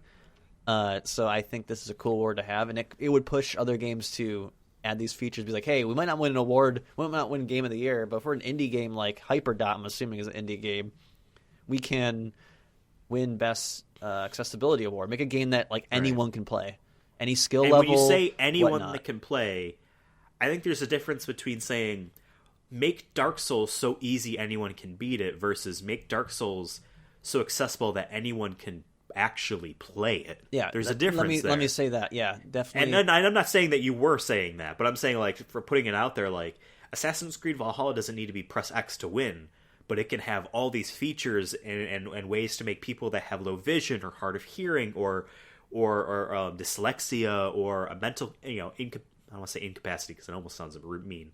They might have a mental disability that might keep them from paying attention to certain things. There's ways to make your game accessible in that regard without destroying the fun for others. Everyone hated when that conversation came up last year when Sekiro came out. Say, hey, this From Software game could be way more accessible, and people fucking got mad. There's a difference between making a game easy and accessible. Those capital G gamers, man. We just need to stop listening to them. We need to get rid of them. They're a minority. Yeah. So I think Last of Us Part 2 will win, but I'm not really well informed on what the other games do. Maybe they'll explain it more. Whoever wins, they can talk about it more. That'd be cool. Yeah. Best VR AR game. Half-Life Alyx. It's gonna win. Yeah. I played Iron Man VR. That game looks like butt, and it was fun. But Half-Life Alyx is on a completely another level. Dreams and Star Wars Squadrons are games that have a VR mode that's limited. And The Walking Dead Saints and Sinners, I don't think just came and went. There's not a Half-Life whole lot Alyx, of fucking VR games. The Pong to VR. I think they're doing something with that is really cool and shows that what we can do. This is only on the surface of what we can do. And of course it's Valve. They make the first game in how many years? And of course it's great. I'm like, Valve, make more games. I didn't play it, but I know how good Half-Life Alyx is. Because it would have cost you $1,000 to play it. There's only 2 VR games that are what you said. This, and then Sony came out with Astrobot Rescue Mission, which people were saying is the Mario 64 of VR. So this is on that level. This will win. This is all the other games are we need things to put on here. So best community support: Apex Legends, Destiny 2, Fall Guys, Fortnite, No Man's Sky, and Valorant. Recognizing a game for outstanding community support, transparency, and responsiveness, inclusive of social media activity and game updates/patches. If you're including social media activity, it's going to be Fall Guys. Because Fall Guys does a great job of being hey, we messed up this, we're fixing it. Right. And being and also supporting they say it says outstanding community support. It was the Tim Tam Tattoo Man, whatever his username is, for content creator of the year, whatever it was. Them and him, we're going back and forth on Twitter. He was not winning, and then they would make fun of him for it. That's funny. That's hilarious. And they're adding cool new stuff that people wanted. People were sending them Sonic out costumes, and then they wind up doing it. Just because they're listening to the community. What do people want? So I think it could be Fall Guys. I know we're biased towards Apex Legends, but everyone hates EA, so it's not going to win. everyone wants to hate Fortnite, but it could win either. We could win two. Destiny 2 went free to play this year and did all this stuff, so honestly, that could win. Valorant, Destiny I don't 2, know. I think is No Man's Sky, a good I don't idea know. too. I know a lot of people like Destiny 2 right now. Yeah. So I don't know, but I do agree with you with Fall Guys Ultimate Knockout, but maybe I'm biased as well. Best mobile game: Among Us, Call of Duty Mobile, Genshin Impact. That's on mobile. Yes, yeah. Legends of Runeterra, which is made by the League of Legends team, and Pokemon Cafe Mix. I didn't even hear came that. and went. It's a puzzle game. This was also on Switch. Among Us is also on PC. I think it's going to be Genshin Impact just because it is on mobile, and I've heard it's really big. But I heard Call of Duty Mobile is actually fun. I heard that as well, and I heard Among Us is like a big hit of this year. So if they're not giving best multiplayer to Among Us, maybe they'll give it to that. Yeah, I don't know. I don't honestly care, but Fortnite's not on here, so yeah. And I think Among Us, Call of Duty Mobile, Genshin Impact, one of those three. Yeah, one of those. Best indie game: Carrion, Fall Guys, Hades, Spelunky 2. Oh, I forgot about Spelunky 2, dude. Spelunky 2 could surprise people and take it here.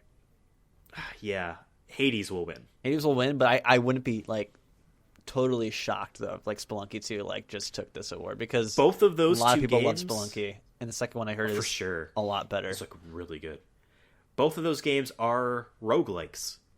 They are in two completely different worlds on how they approach the subject, and both are very valid. So, like, I love Hades. People love Spelunky too. I think Hades will win because Hades does a lot more beyond the gameplay that Spelunky 2 I don't think does. But I don't know. I think it's going to be Hades though. If you take out Hades, easily. then it's Spelunky 2 all day. Like, I think it's definitely a 2-horse race here.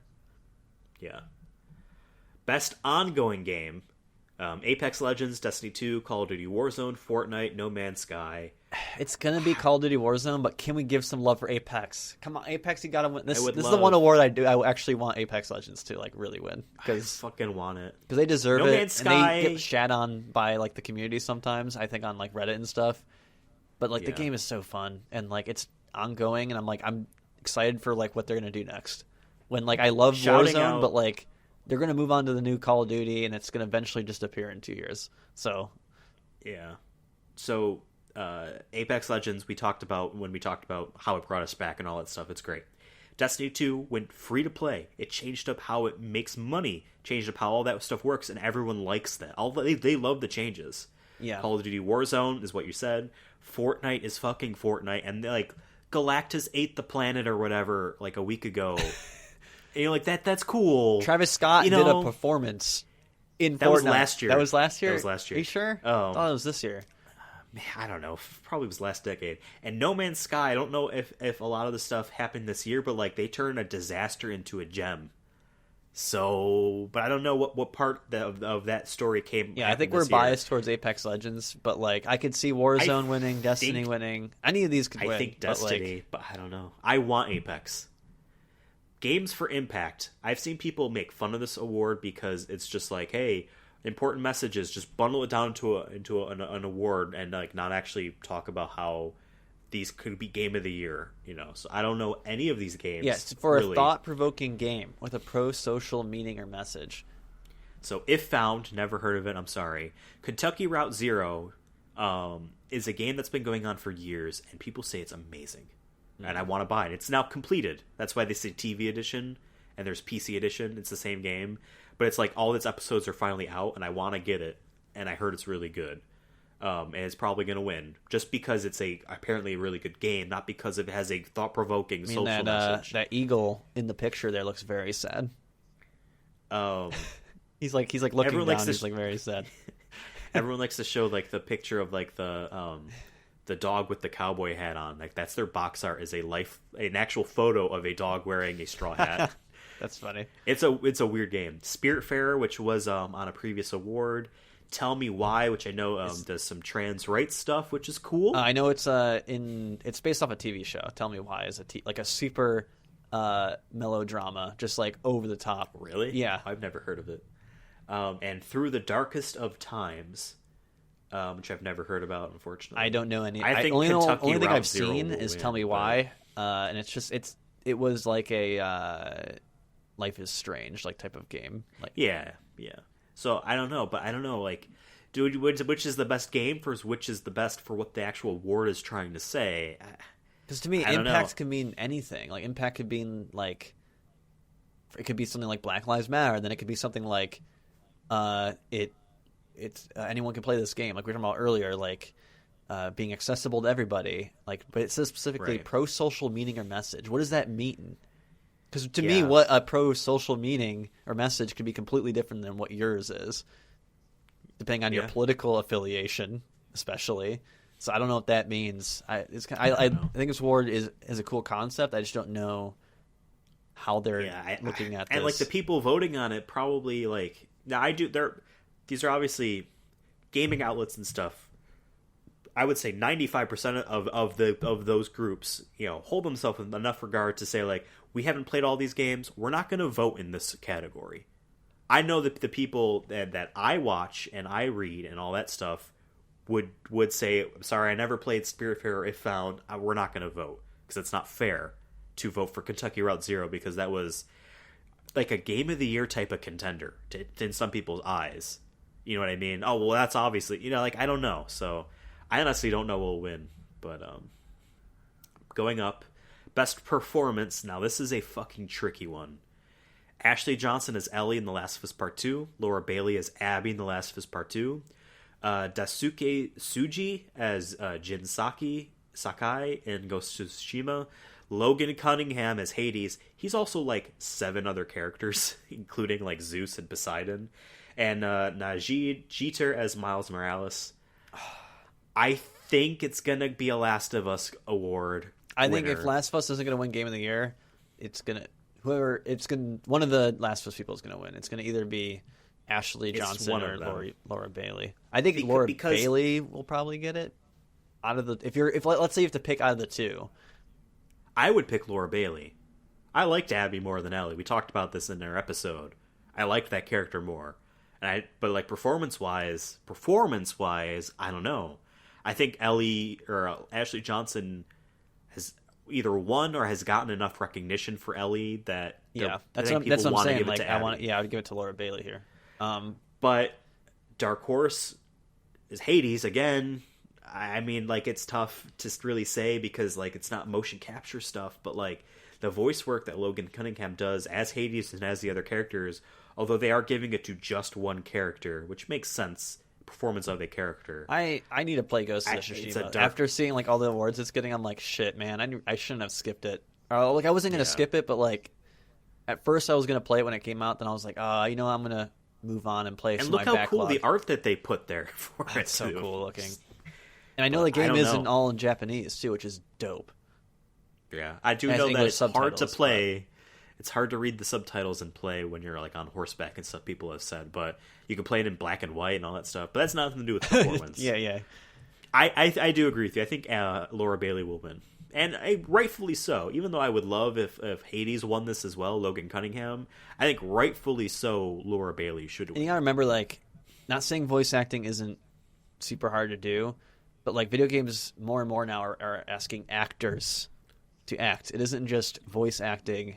Not saying voice acting isn't hard, like I said, but I think acting is a different level of, or different Like, field of work. Going through the motions. Yeah, so like they had to act, do the motion capture and all that stuff when Logan Cunningham probably didn't have to, do any physical stuff besides just Right. go into the booth and you read these lines. So not saying it's easy. I know it ain't. So, but I think Laura Bailey deserves this. Best audio design. It's kind of hilarious that Doom Eternal's on here when the composer says he's never working with That'd be so. I'm gonna pick it Bethesda just for ever that, again. just because I would love to see the drama there.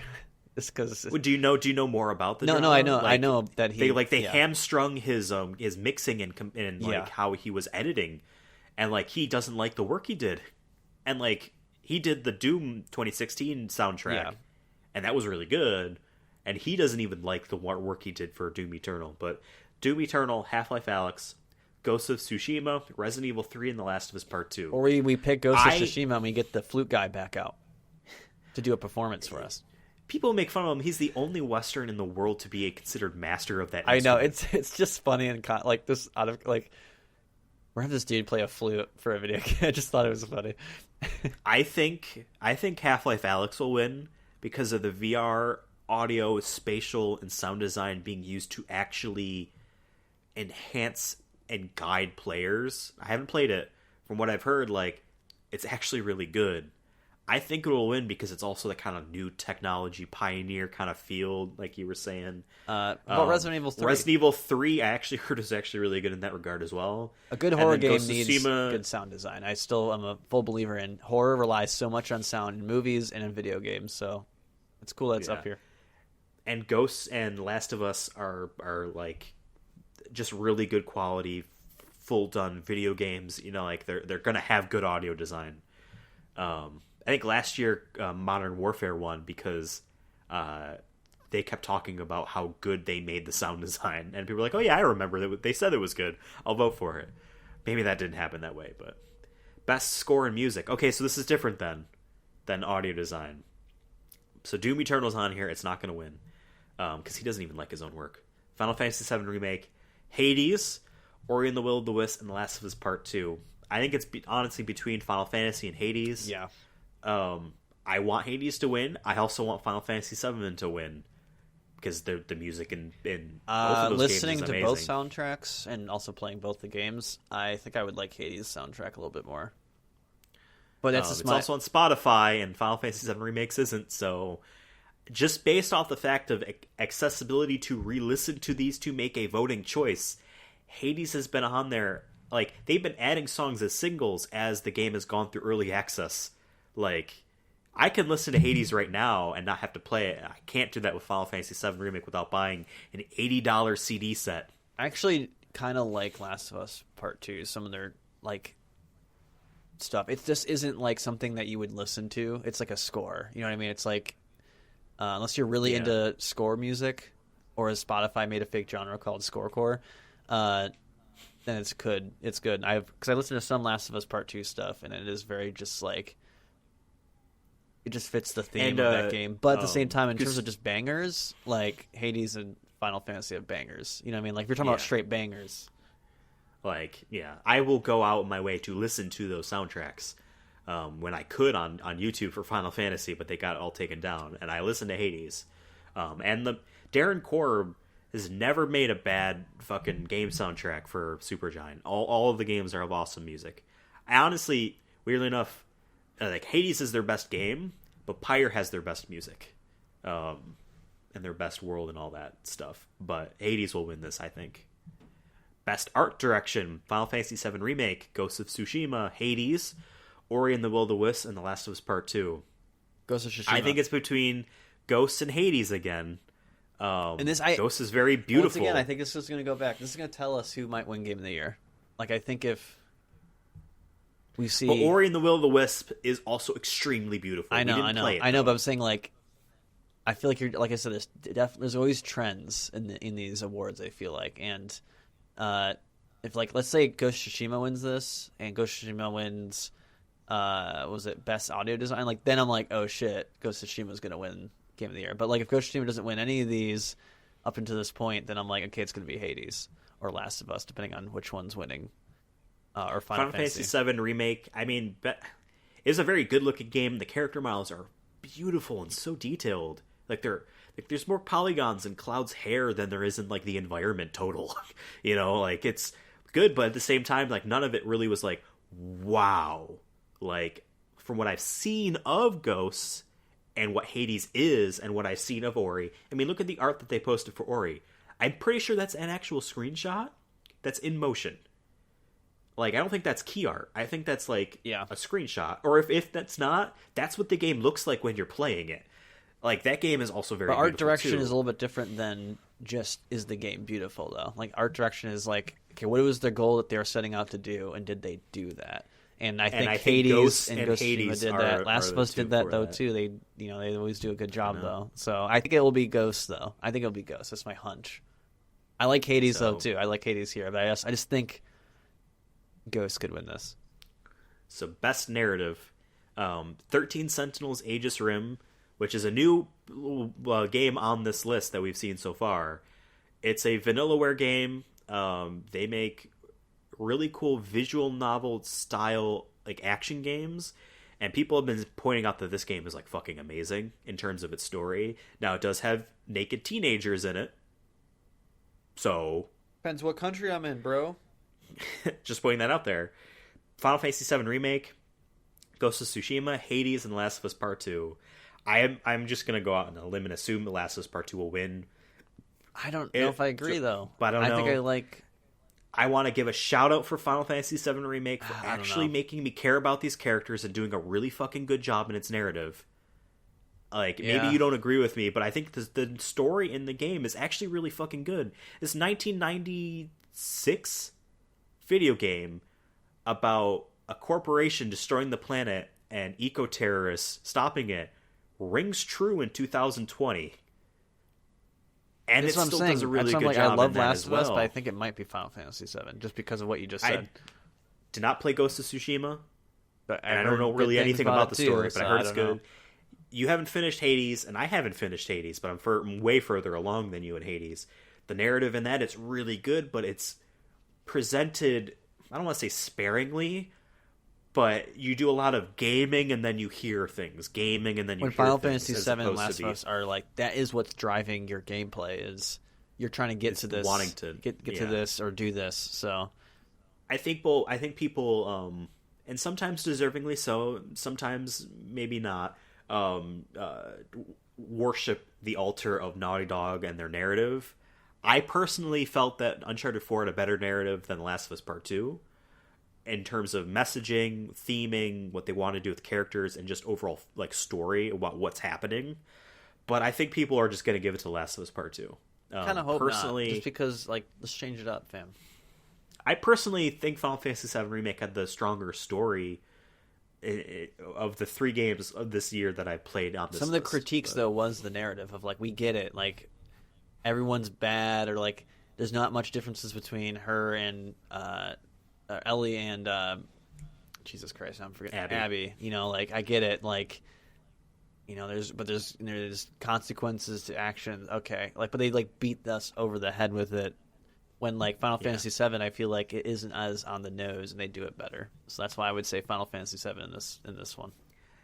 And the fact even too, like, Barrett was a Mr. T stereotype in the original, and they turned him into such a good character. I love him in that. Like, you felt for him, you believed him, even when the other characters are like, he's going a little bit too crazy over his like ideology about you know, I'm right there with you, dude. I'm right there. You understand it when you see his daughter. You're like, I understand this, and and like they managed to make Cloud not like an unlikable jerk to most people besides teenagers. They actually humanized him, gave him humility. He's a good character in this game. Aerith is an awesome character in this game. You know what I mean? Tifa's a great character too. Like, the story is really good. I want it to win, but I think Last of Us will. Best Game Direction. Now, this is the award that will tell us who's not winning Game of the Year. Because usually it's given to not the people that don't win. So Final Fantasy VII Remake, Ghost of Tsushima, Hades, Half-Life Alyx, and Last of Us Part 2. Legit can go to anyone. I have no idea. I don't think it's going to go Ghost. I like I said, I think my dark horse for Game of the Year is Ghost. But like you said, if Ghost doesn't win Game of the Year, it's going to win this. So I think Ghost is going to win this. This is the more predictable one. I think is Ghost is going to win Best Game Direction, and then it just won't win Game of the Year. But if it doesn't win Best Game Direction, let's say Final Fantasy VII wins Best Game Direction, I think you're right that it won't be Game of the Year. Dark horse, and this is Half-Life Alyx. Yep. They made a fucking awesome VR game from what I've heard. But not a whole lot of people played it. So I don't think it's going to win. But it's a dark horse. I mean, Hades, Game Direction. The game's fucking awesome. Like, the game. The game itself. So it's tough. It's tough. I think you're right with Ghosts. Last of Us, I don't know. Honestly, any of these can win. I would love if Hades won, but I don't know. I think you're right, though, with Ghost of Tsushima. And then now, Game of the Year. And it's weird to me that the Game of Direction list isn't just copy-pasted for here. But we have Doom Eternal, Final Fantasy VII Remake, Ghost of Tsushima, Hades, Animal Crossing New Horizons, and The Last of Us Part 2. Let's get out of the way right now. Animal Crossing and Doom are not going to win. But what if they did? I can't be mad. I would love it. I just kind of want Animal Crossing, just like to stun, but let's say like they don't even hint at it. Like Animal Crossing wins nothing, and all of a sudden it's just like, yeah, one game of the year though. Here's how they do it. All right. In two of these key arts right now, there's leaves, right? And like they're symbolic with the game. So we set up the scene, like they actually have like, whether it's like lighting effects or maybe they actually actual drop leaves. It's like a serious tone. The leaves gotta fall. You're like, oh, Ghost of Tsushima. Out comes a fucking person in a mascot costume of the fucking raccoon in Animal Crossing. I win. That's who wins. I legitimately believe Hades will win. I do too, just because of a mix of. I know it's not super recent, but it's recent enough compared to like Last of Us and Final Fantasy VII. And I feel like if that was the toss-up, people would be like, "Well, I played Hades most recently, and it was super fun." Just in that, that's kind of my like thing. I'm thinking that it will be Hades. Like, let's say, like I'm saying, if people were on the fence though between Final Fantasy VII, Hades, and Last of Us, those are the big three. We've been recording for 2 hours, Devin. I know. It's insane. This is going to be a long episode. I just like open mouth gasp and I clicked over. Oh yeah, I was trying to. That's why I was like, I think that when we were first doing talking about the games, I'm like, that's why I was trying to get you to like, we have to cut off here because we were already at 30 minutes at that point. I'll try to edit this a bit, but like I don't. Hey, know. This is a fun episode. This is the end of the year thing. It could be a 4-hour episode. Fuck it, or we do it a 2-parter. It's true. I mean, we could, to be honest. Game of the year, I think it's going to be Hades. Probably is going to be The Last of Us, though. And I say that as if I'm disappointed. Do you have to give percentages? Like, what are the odds you think of each? Animal Crossing and Doom are less than 10. Like, significantly less than 10. Maybe even less than 5. I think if I were to rank the probability, I would say Ghost 4th, Final Fantasy 3rd, Last of Us, and Hades 2 or 1. I don't know which. I think Hades has the best shot, but like Last of Us Part 2 is like a 2 points percentage under. Like I think it's like almost equally as viable. I think Final Fantasy 7 has a better shot than Ghost of Tsushima. Yeah. But I don't know. I don't think Ghosts or Final Fantasy will win. I don't know how the voting system works. I don't know if they have like a ranked choice voting. I mean, not for the people, not for like the fans. I know the fans can vote, but I meant for like the people who actually do the final votes. And that's public knowledge about how, because people I've watched and listened to and read, I've said how it works. I just forgot. I'm pretty sure. I think it is just like you pick one. But if it was like ranked choice, then I'd be completely different. But I think if it's just pick one. That's how I think Ghost of Tsushima can win. Only because I think the votes will split between Hades, Last of Us, and Final Fantasy, and then like Ghost of Tsushima might win by like 10 or 20. Dedicated fan. I don't know how many people vote. Is it a couple hundred, right? And then I think it's just under 2. And then it's including. I think 170 pops up in my head. The voting online here is like a percentage. So the fan vote, counts as like 10% or something. Like there's math to it. Where like 9, like whatever, yeah, I don't know, like it's not insignificant, but it's not also not going to overwhelm what critics. I guess that's my one like crazy theory is that if all those are going to be split, and then Ghost of Tsushima is just going to win by like a little bit. We won't see the numbers, obviously, but like that's what it'll be so shocking about. Is like, oh, it won, and it'll be like, oh, it probably because Hades, Last of Us, and Final Fantasy split the votes. Well, we'll find out tonight on this super extra long episode of the Sonic Movie Show. Did not expect to have this much fun talking about video games this year on a movie podcast. It's also a Sonic podcast. Maybe Sonic will win one year. Oh yeah, also prediction. I honestly think we're going to get a Sonic game announcement. Oh yeah, we should have said that. Yeah. You had to wait till the end of or the middle of this episode to. That's how we know you're a true fan. Yep. No, I legit think there will be a Sonic game announcement. I should have written down my predictions because I had a bunch and I didn't. Whatever. We'll see you guys in 2 seconds. In real life, we'll see you in a few hours. In a few hours, yeah.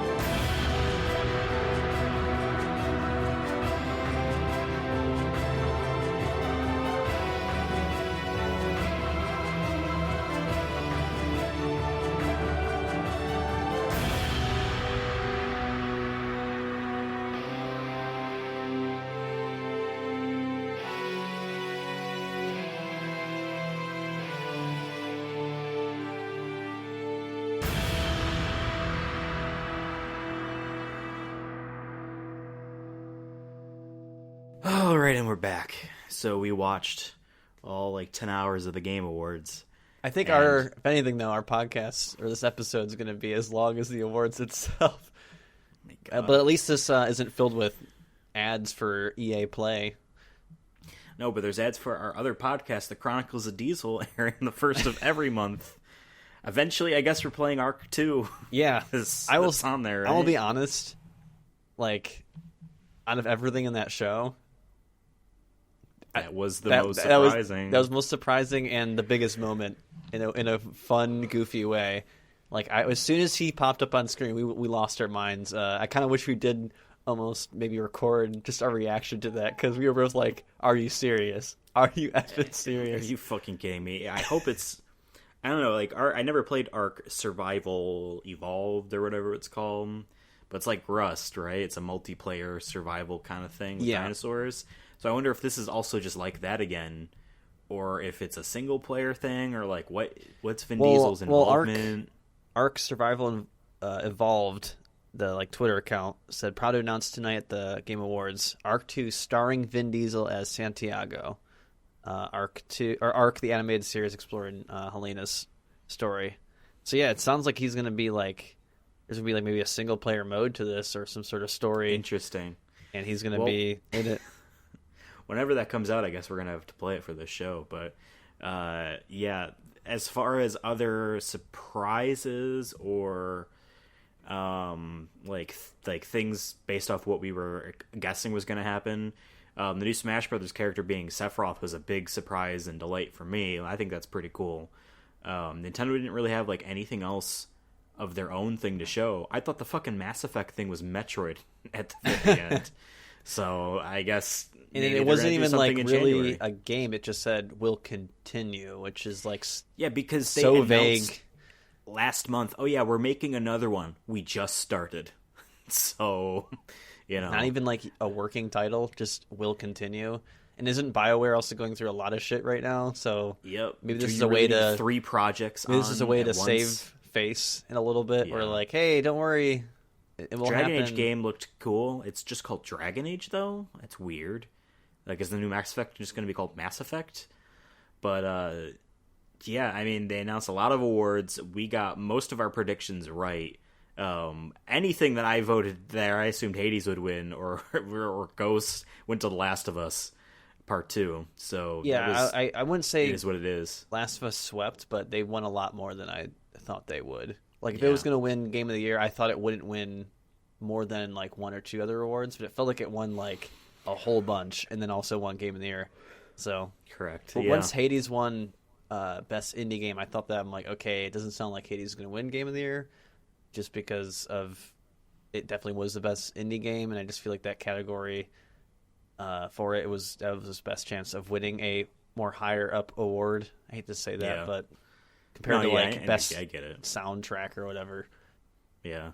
Do we want to go through all of the winners of the awards?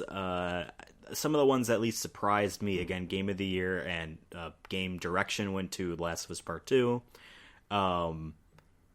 Game Direction is in part a studio type of award. That's why in 2015 it was given to Metal Gear Solid 5, Kojima Productions, and Kojima wasn't there to accept it. So it going to Naughty Dog is surprising to me, because I've seen a lot of people, having scrolled through Twitter during this award, be like, hey, Naughty Dog imposed massive amounts of crunch and this and that. Do they deserve to win Best Game Direction in that sense? I don't know.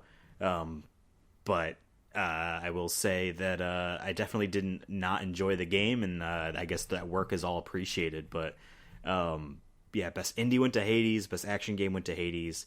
But lots of things went to The Last of Us Part 2. That's cool for them. Accessibility went to Last of Us Part 2, which I think deservedly so. Ghosts won Best Art Direction, which we thought was going to happen, and that's pretty cool based off what I've seen. It's a pretty game. Yeah. Yeah, I don't know. Anything else that kind of hit you? You mean in terms of awards or just in general? I don't know. Whatever. Besides the Vin Diesel thing, I'm tired. Yeah, I'm tired. I will say, after the Vin Diesel thing, I blew my load, and then it was I I needed something else to pull me back in, and then nothing really grabbed me after that. And even before the Vin Diesel thing, I'm like, and in terms of like just the trailers and stuff, nothing really was like, oh my god, I can't wait to play that. Like everything just, I'm like, maybe, sure, that looks There was maybe no cool. Zelda. There was no Metroid. There was no Elden Ring. I was wrong on 3 fronts, and I was like damn sure about Elden Ring, and I was damn sure about Metroid and Zelda. It's insane to me that those didn't happen, but And whatever. my joke GTA 5 being on Switch, I for a half second was like, oh, and then it was just like another expansion for their heist There, yeah. part of the game. Microsoft Flight Simulator is coming to Xbox next summer. I'm like, that's cool. That's something I might play if I ever get an Xbox. Yeah, there really isn't anything here that would just like really blew me away besides the Vin Diesel thing, but just because it's Vin Diesel and not because of it's Arc 2, yeah, I don't know. I wouldn't say I'm like disappointed because I wasn't really going in like hyped either. Well, so like we did have one giant disappointing thing. Now, granted, we did get Vin Diesel, and that was our biggest hype. But I think our biggest disappointment was that there was no Sonic anything. true. That's right. You know what I mean? Yeah, I was actually not. I mean, I wasn't expecting Sonic to be there. But yeah, I guess it's kind of surprising. The only Sonic thing we got was a frame of him during the Sephiroth reveal trailer. There was like a quick flash of Sonic. Sonic was in the Smash Brothers thing. That's true. But besides that, best ongoing game went to No Man's Sky, which I guess is surprising. I thought Apex or Fortnite was going to win. Even the person, I forgot who it was, speaking for No Man's Sky when they won the award was like, oh wow, this didn't go to Fortnite. Like even he was like, yeah. Oh, I was not expecting to win this. Clearly. So I guess that was surprising. Sephiroth is cool in Smash. I haven't played Smash, but I feel like that's cool, I guess. But he ain't no Steve though. Oh, that one dragon game. That looks like goofy fun, and it also looked kind of pretty. So I think it was called Ages of Ashes or something. Something like that. February. It looks like a Panzer Dragoon Saga multiplayer game or something. Yeah. Yeah. How do you feel about how all of the people presenting awards had nothing to do with the video game industry? It just seemed like a way to like pull people legitimize like like you said, like, oh, video games are art, by the way. I'm a director who makes these $1 million budgeted films. A lot of people look at these directors as auteurs. Like people look at Neil Druckmann. I think if you're into video games as auteur, but maybe people outside of the gaming world probably don't know who Neil Druckmann is. Maybe they will once the Last of Us show goes on HBO, maybe. But other than that, it's like I feel like there's still that gap in video games versus movies versus books versus television, all that stuff. I think that gap is slowly closing. I think people are starting to appreciate that on a more general level. Like I think people are like, oh, this guy did the soundtrack to God of War. He also did the soundtrack for King Kong. Oh, that's cool. Like that kind of stuff. I feel like that's how you have to connect it. So maybe that's the one way they're trying to do it, is like, oh, if we get these people who make movies on here, it kind of does, like you said, legitimate sizes. I can't even say that. I'm so fucking tired. It just makes I can't even say it. I'm trying to think about how you say it. Like you said earlier, the first time you said it was correct. Legitimize. Legitimize, I guess, gaming in that way. I don't know why they care, though, so much. I feel like people who are in the movie world or whatnot aren't going to watch this. Yeah. Like, oh, yeah, they got... But it was no different than you said at the beginning of the show, is that, like, you don't watch the Oscars, even though, like, you watch a lot of movies. Yeah. But gaming, you watch the Game Awards. I feel like it's probably the script is flipped for someone who's really into movies, but maybe they still play video games, but they're not going to watch the Game Awards. Yeah, I totally get it. I was just surprising to be like, you can't get anyone that worked on games at all just to be like, hey, because I feel like they've done that in the past, but like, oh, we can get Gal Gadot and Christopher Nolan and Brie Larson to. You could even have brought in Vin Diesel, who actually is been in games and like seems to kind of be interested in it as a subject. But no, you get Brie Larson does play video games, and I guess she's been trying to make a Metroid movie happen. But like besides that, like I don't think Christopher Nolan plays anything, and I guess you don't really need to. But at the same time, like Jeff always, he did it a lot less this year. Always likes to talk about, at least in previous years, about how gaming is the best entertainment medium. It's the best art form. It's this, gamers are amazing and blah, blah, blah, blah, blah. So you would think you'd be like, gamers only, blah, blah, blah. So it's interesting. It's just one thing I noticed, be like, oh, this person doesn't do anything. Well, you were saying at the beginning of this podcast, too, how like the Game Awards was struggling to like fill the seats and stuff. So maybe that's their way, too, of combating, like getting new people interested. It's like, oh, you liked Tenet. You like Christopher Nolan? Oh, check out the Game Awards. It's still a weird selling point, but I guess anyone it works. that liked Tenet watched Tenet, and anyone that watched Tenet is dead. So, no, I agree with you. Yeah, I mean, that was 3 hours of stuff I'm trying to remember. I wrote a whole bunch of notes. Like I have like huge sticky notes here, mostly like who won awards.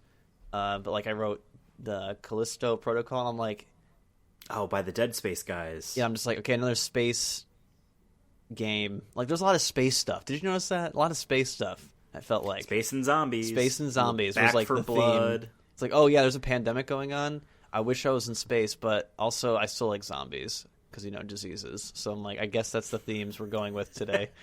We like diseases. Yeah, I think it was for Back for Blood when they first talking about like a virus spreading and everyone needs to stay in their homes, and like, man, this is starting to get a little bit real before it went to not real. There was 2 game show like reveals, not really reveals because one we already knew about. Big things that I like we didn't talk about yet that I think are really cool. First being the Initiative's game finally revealed. It's a reboot or sequel to Perfect Dark. It's just called Perfect Dark, which was a Rare made it back on the N64, and then they made another one on GameCube, or not GameCube. No, it was made on GameCube, and then when they went to Xbox, like Microsoft bought Rare, they made one there called Perfect Dark Zero. I've heard of that. It's been dead ever since. Yeah. And people have been wanting Perfect Dark, and there have been rumors that the Initiative's next game is Perfect Dark, and I'm telling you right now, like every now and then, whenever we get Xbox announcements, they're like, yeah, I get that on Game Pass. Yeah, I'll fucking play that, and I will play Perfect Dark again. Like that's really dope. So it was surprising to me, and the Initiative is. Microsoft is trying to make that their Naughty Dog. Everyone's going to pay attention to at least this studio's game, if not, all the rest of ours. So that was really cool to me. Microsoft needs something because now that Halo's like not coming out until next fall, and that's that could easily be delayed again if it's still not meeting expectations. Look at Cyberpunk or whatnot, or it said summer, then it was fall, then it's winter. So I could easily see that happen to Halo. Right, that was summer. Oh, yeah, God, yeah.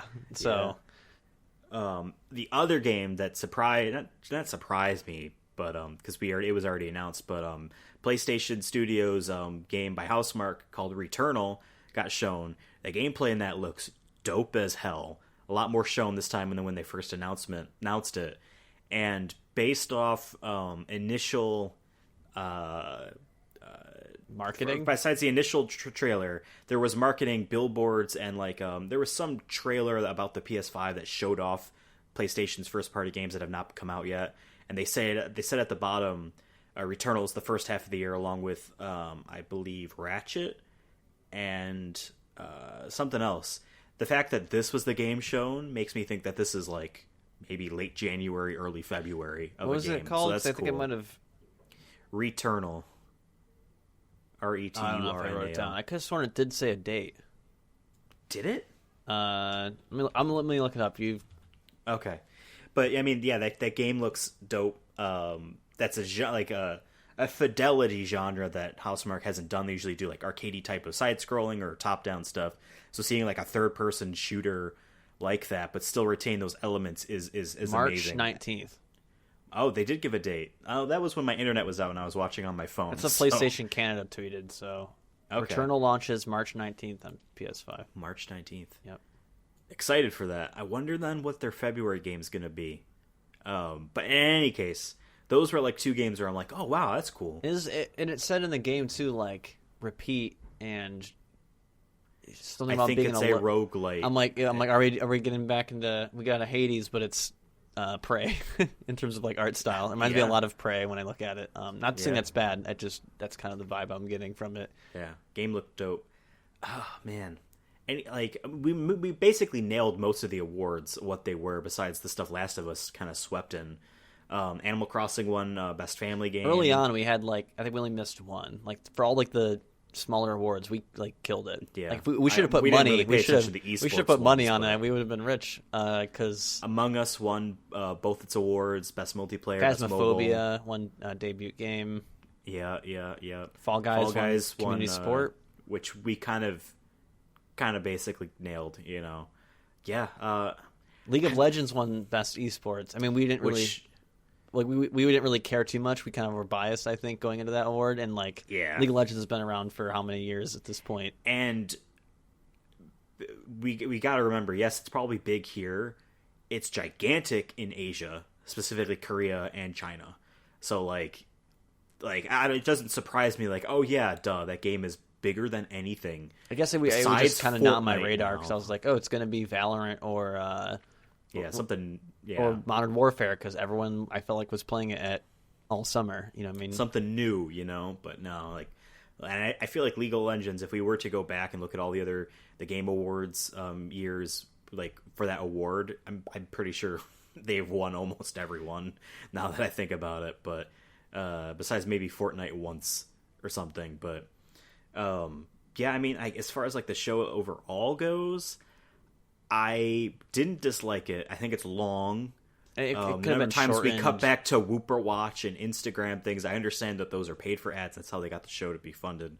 I'm not necessarily disappointed that they exist, but I'd rather it to be the amount of time where it's like this award is done. Now this award is done. Now this award is done. Now we're gonna get 7 commercials, 3 world reveals. Do you remember what awards are left? Because we got to the end where I didn't realize there was only 2 left, but it felt like there could have been 20.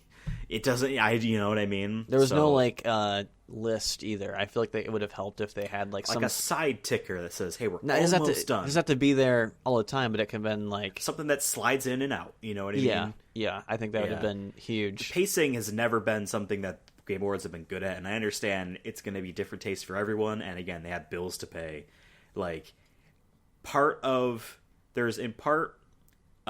You pay the Game Awards to have your trailer in there, but the same at the other point for some of the world reveals. Pretty sure the Game Awards paid them so they could reveal it. Like when if it's any Sony stuff, like PlayStation or Sony could easily just drop that during a PlayStation showcase. The initiatives next week game Perfect Dark could have been anywhere, but these indie games or anything. GTA Online's new expansion, they didn't request GTA give them a thing because. The mainstream gaming populace doesn't really care about what's new to that game. Rockstar paid them. 2K paid them, whatever. You know what I mean? But, the new reveal of the new Among Us map, they paid them. They probably had a lot of money from that game's success from $5 purchases. And you can play as Jeff Keighley for the next 30 minutes, I guess. And that, there was some Fortnite stuff. It was Master Chief is in it. Yeah. That got leaked.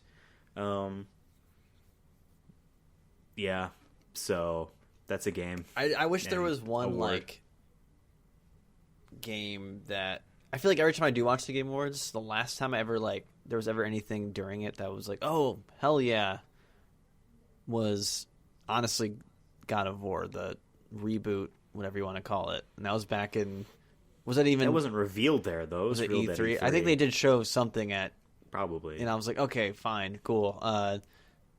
I feel like a lot of this. I mean, that's kind of with how it was in E3. I feel like for me in the last couple of years, a lot of indie games that I'm like, I won't remember half of these unless I write it down, or they all kind of have the same thing. And unfortunately, So I mean, even I was thinking about it, that was it Left 4 Dead, Back 4 Blood, when I was like, okay, this looks like just a straight copy, it's like you made Star Wars and we're like, okay, we're making Star Wars, but we just can't call it Star Wars. We're making Spaceballs.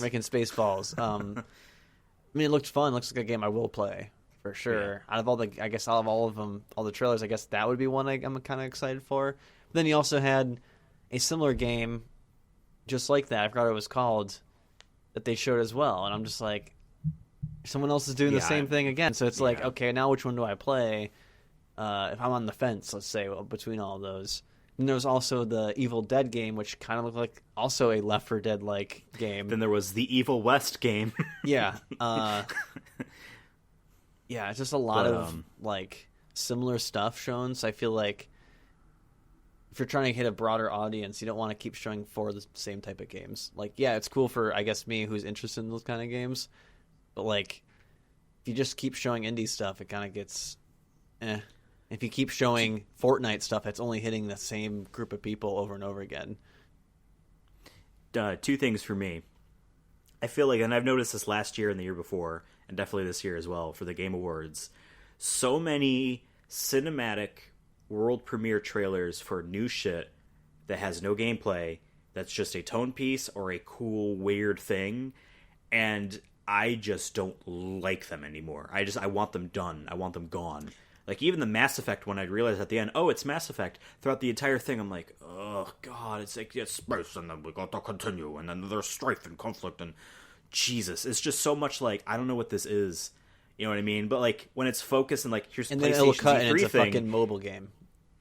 like, for the Game Awards, it can be fucking anything. That's what I'm saying. Sometimes it'll cut and it'll be a mobile game. It could be Mass Effect, and I just, like, cut to the fucking chase. When it's like, oh, here, this is PlayStation's E3 thing. If they start doing that, I'm like, ooh, what could it be? Okay, it could be Ratchet, it could be, and then boom, there's payoff, or like a Nintendo one, or anything. Like, there's always like even the Smash much one, narrower even the Smash one. When it started, the first like 3 seconds was showing I don't even know what to call it, the cross or the whatever Smash does. That's how they've always done. That's what I'm saying. Honestly, I feel like they cut to the chase. That's what I'm saying. No, it's good. Is that like, you know right away what this is? There's no misleading. Because what if it was they just showed Sephiroth? You'd be like, fuck, it's Final Fantasy VII Remake 2 or and whatever. It's coming to Switch. And then all of a sudden it's like, oh no, it's yeah. Which is also cool, but at the no. same time, not Here's what I kind of a expected. hot take that I've had for the last couple of years. I think cinematic trailers are cool here and there, but I wish they just, like you said, just stop doing them, or just stop in general. Just until your game has gameplay. Give me, like, I'd rather, at the end of the day, that's what's going to sell me on it. A cinematic trailer is cool and all, but that doesn't sell me on it unless it's something I've already liked, like God of War. If it's something exactly, I think it's okay to do when you're teasing something that already exists, a sequel to something that already exists. A cinematic trailer for From Software's next game, you kind of already know what to expect with that. Like, it's not something completely out of the blue. Yeah, the Dead Space guy's next game, we don't know anything about it besides the fact that I guess it's vaguely similar in themes. But when it's like, yeah, here's a new cinematic trailer for Mass Effect, assuming that you cut the beginning off and it got to the end and you had an idea of what you might even be expecting, that's cool and gets you excited because it's something you already know. But when it's like Humankind, and then I guess that ended with with gameplay or whatever. But it's just like, I just don't know and I don't care. And that's what I'm saying. Weird. Like, the easier thing to do is just be like, no more cinematic trailers. Like, if usually also too, with a cinematic trailer, that doesn't mean the game's ever going to come out either. There's also been that where, like, here's a cool cinematic trailer. There's Star been Wars, a bunch like Star that. Wars 1313 had this crazy trailer, and then we never even got gameplay for that. Yep. So, like, I'd rather it be at least for these for maybe you drop it on YouTube, like, outside of this. Like, it's like, okay, here's this game that you said that has already come out. Maybe you drop that cinematic trailer. Other than that, like, I'd rather have just gameplay at the Game Awards or E3, because at the end of the day, those are probably the games that are actually going to come out at some point. But like you said, they have bills to pay, so they probably will take a cinematic trailer here and there. But I totally understand your whole cinematic trailer thing, because it's like it's almost misleading, because like we had that one mobile game. It was for Just Cause, whatever the full mobile, Just Cause Mobile. And it had this crazy cinematic trailer. I'm like, that's not how the game is. I know that. I know it's on mobile. It's not going to look like that. CSGO, not even, well, they didn't show anything in this, but CSGO did their trailer for their new operation, and it was all like this cinematic. I'm like, I'm not excited. I'm like, that's not what this. Yeah. I don't play that. Yeah. Just show me what it looks like. Especially, the best part is that they showed all that stuff for Just Cause Mobile, and then immediately cut to gameplay. I'm like, you're fucking like this is nothing like that right away. it's like not even like a tease of like what you could be to be misled. It's like here's something really cool, and here's actually what it is. Looks a lot more boring than what we showed you in the cinematic, right? Yes, I don't. But I guess at the same time they keep doing it because it's clearly it sells, or they have some sort of statistics that we don't ever see that proves that that stuff sells. I feel like they would stop doing it if it was the latter. So, my favorite Game Award moment over the history of the Game Awards was in 2014. It's quiet.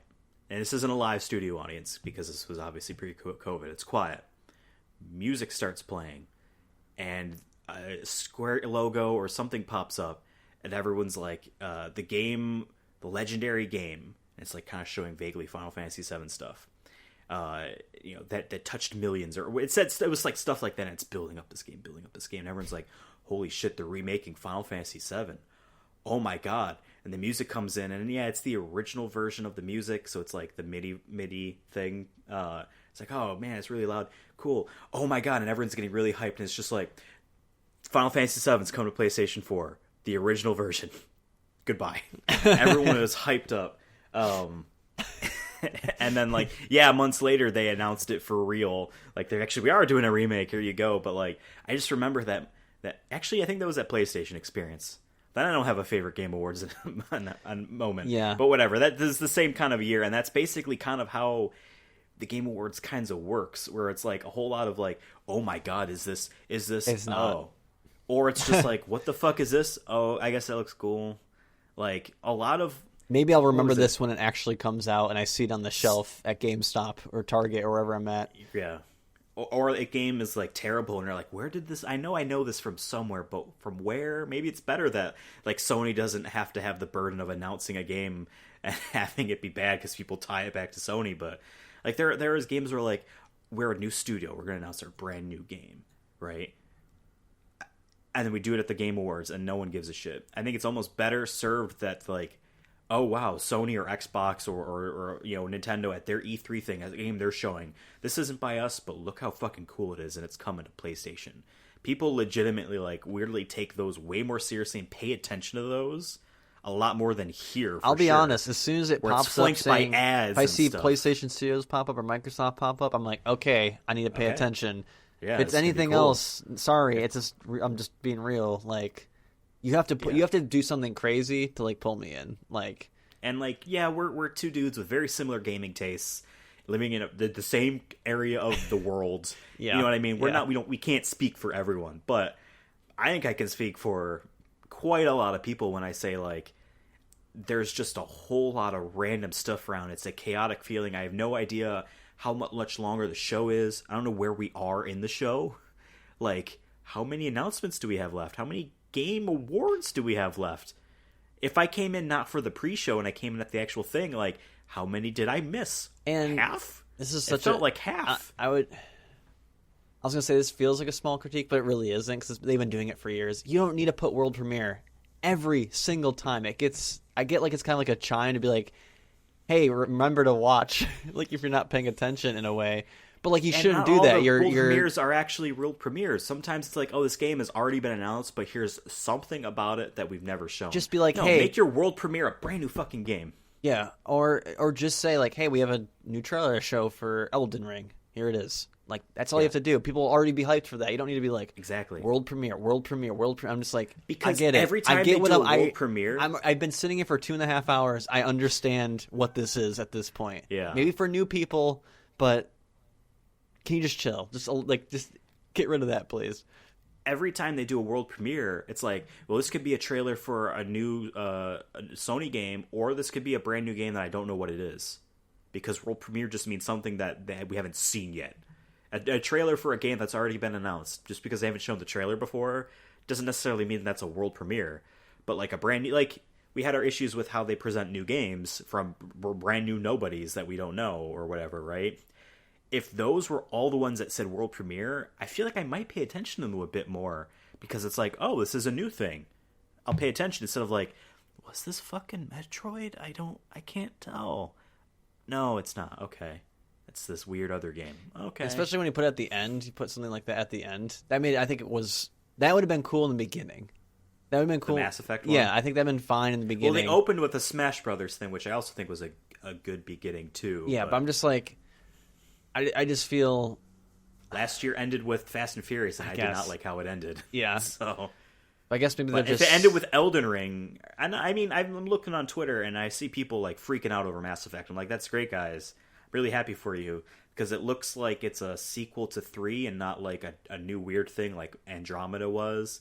Like, because people are saying, oh, is that Liara at the end? Or I see this character over here? That's cool for them, but like, you do know that this game's not coming out for 4 years, right? They just started. That's what I'm They're saying. trying to fix Ansem. Try to make it seem that like what we're showing on screen isn't going to take 5-10 years to come out. Like, these are all games. That's why I'm like, if you say you can only give a gameplay trailer, you're already going to make it.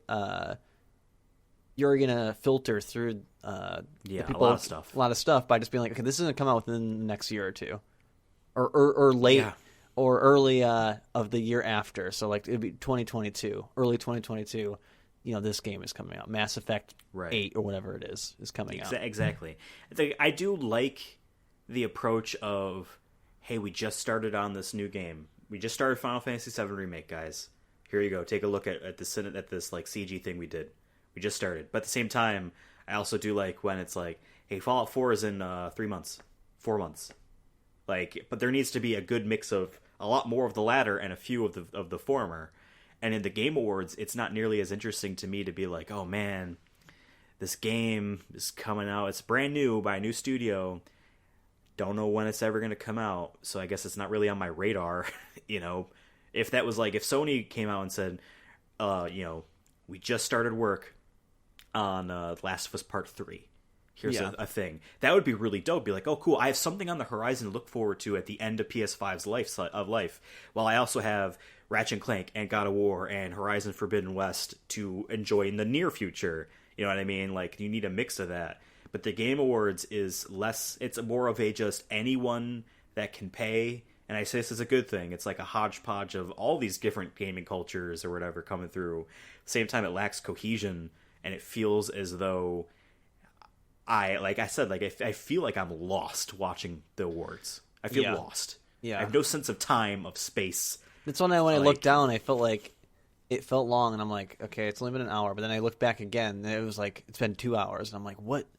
Like, at first, I feel like, where am I? I feel like the beginning of it was moving at a much quicker, and all of a sudden it just halted, and it just slowed to a crawl. It's like, because remember you were saying earlier how like they did like 3 awards back to back within like honestly less than a minute. I like we should have timed it to see how long it was, because it felt like it was last minute. Like best. It's like, oh, I gotta write this down. I understand down. Some of the awards are like best esports coach or an event, but like still for them, the people who are involved in that or care about it, and like, oh, you're just gonna fly by through that. Best musical score was in the pre-show.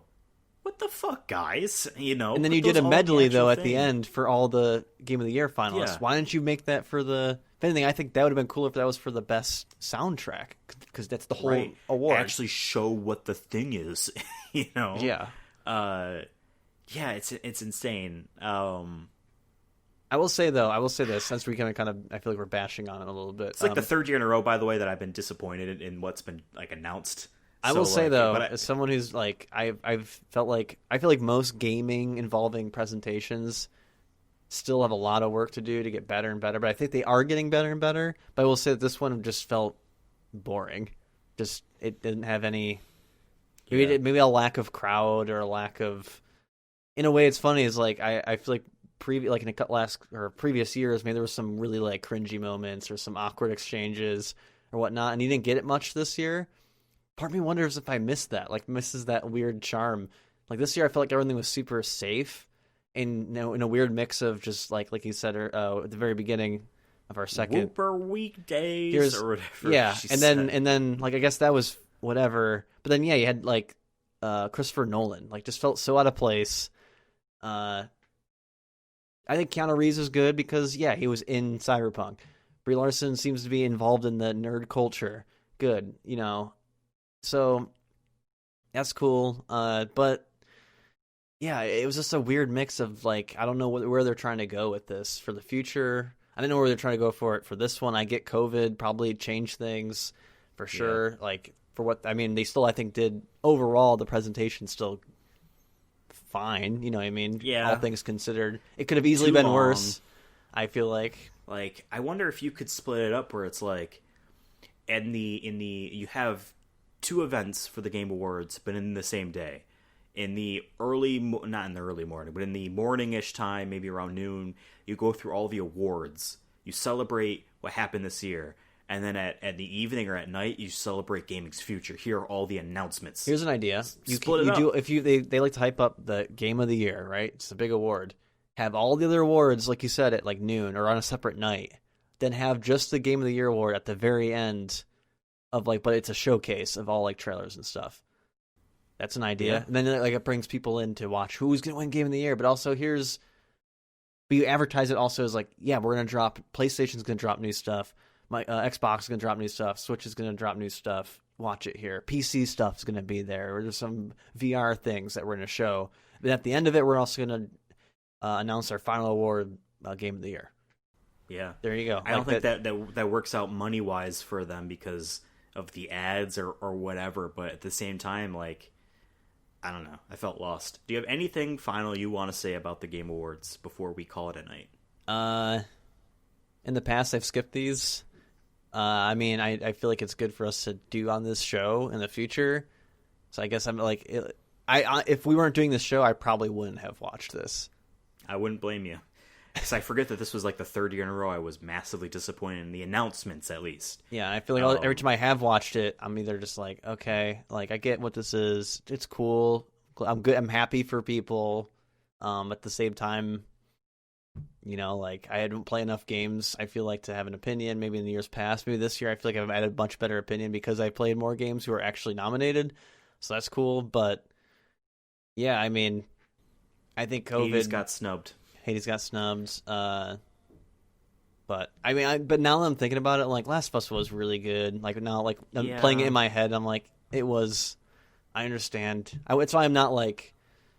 I'm not upset. Yeah, Again, I don't think I ever will be upset. Like I won't ever be like, what the fuck? Like I saw people in the YouTube chat on the Game Awards being rigged. I'm like, I would just be like, okay.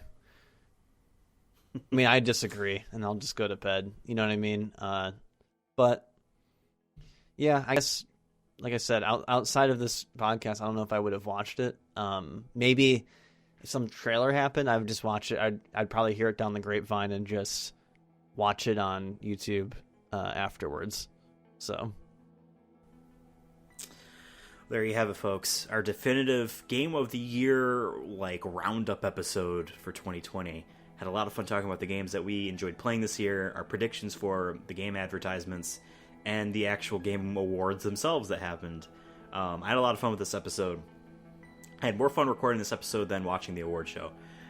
If you want to discuss the award show with us, you can follow us on Twitter. The show is reached at Sonic Movie Show. Maybe you already saw some of our tweets that were blowing the fuck up about Vin Diesel. I don't know about blowing the fuck up, but yeah. We were blowing the fuck up. We were blowing it.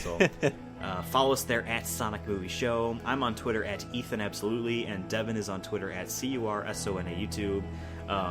You saw that Vin Diesel thing. Maybe you heard about how much we are excited for Vin Diesel. Understand we do another podcast series called The Chronicles of Diesel. The first of every month, we go through Vin Diesel's filmography. A few of them are video games. One of them's coming up in February, which is 2 months from now. Jesus Christ. Christ. Get that fucking Xbox off eBay so we can fucking play that. Or if someone listening has an Xbox, they can ship to us, please. No. But let us know on the Twitters and all that if you enjoyed the Game Awards. So we will see you next week for a very holiday special, the Sonic Movie Show. Ooh, I can't wait.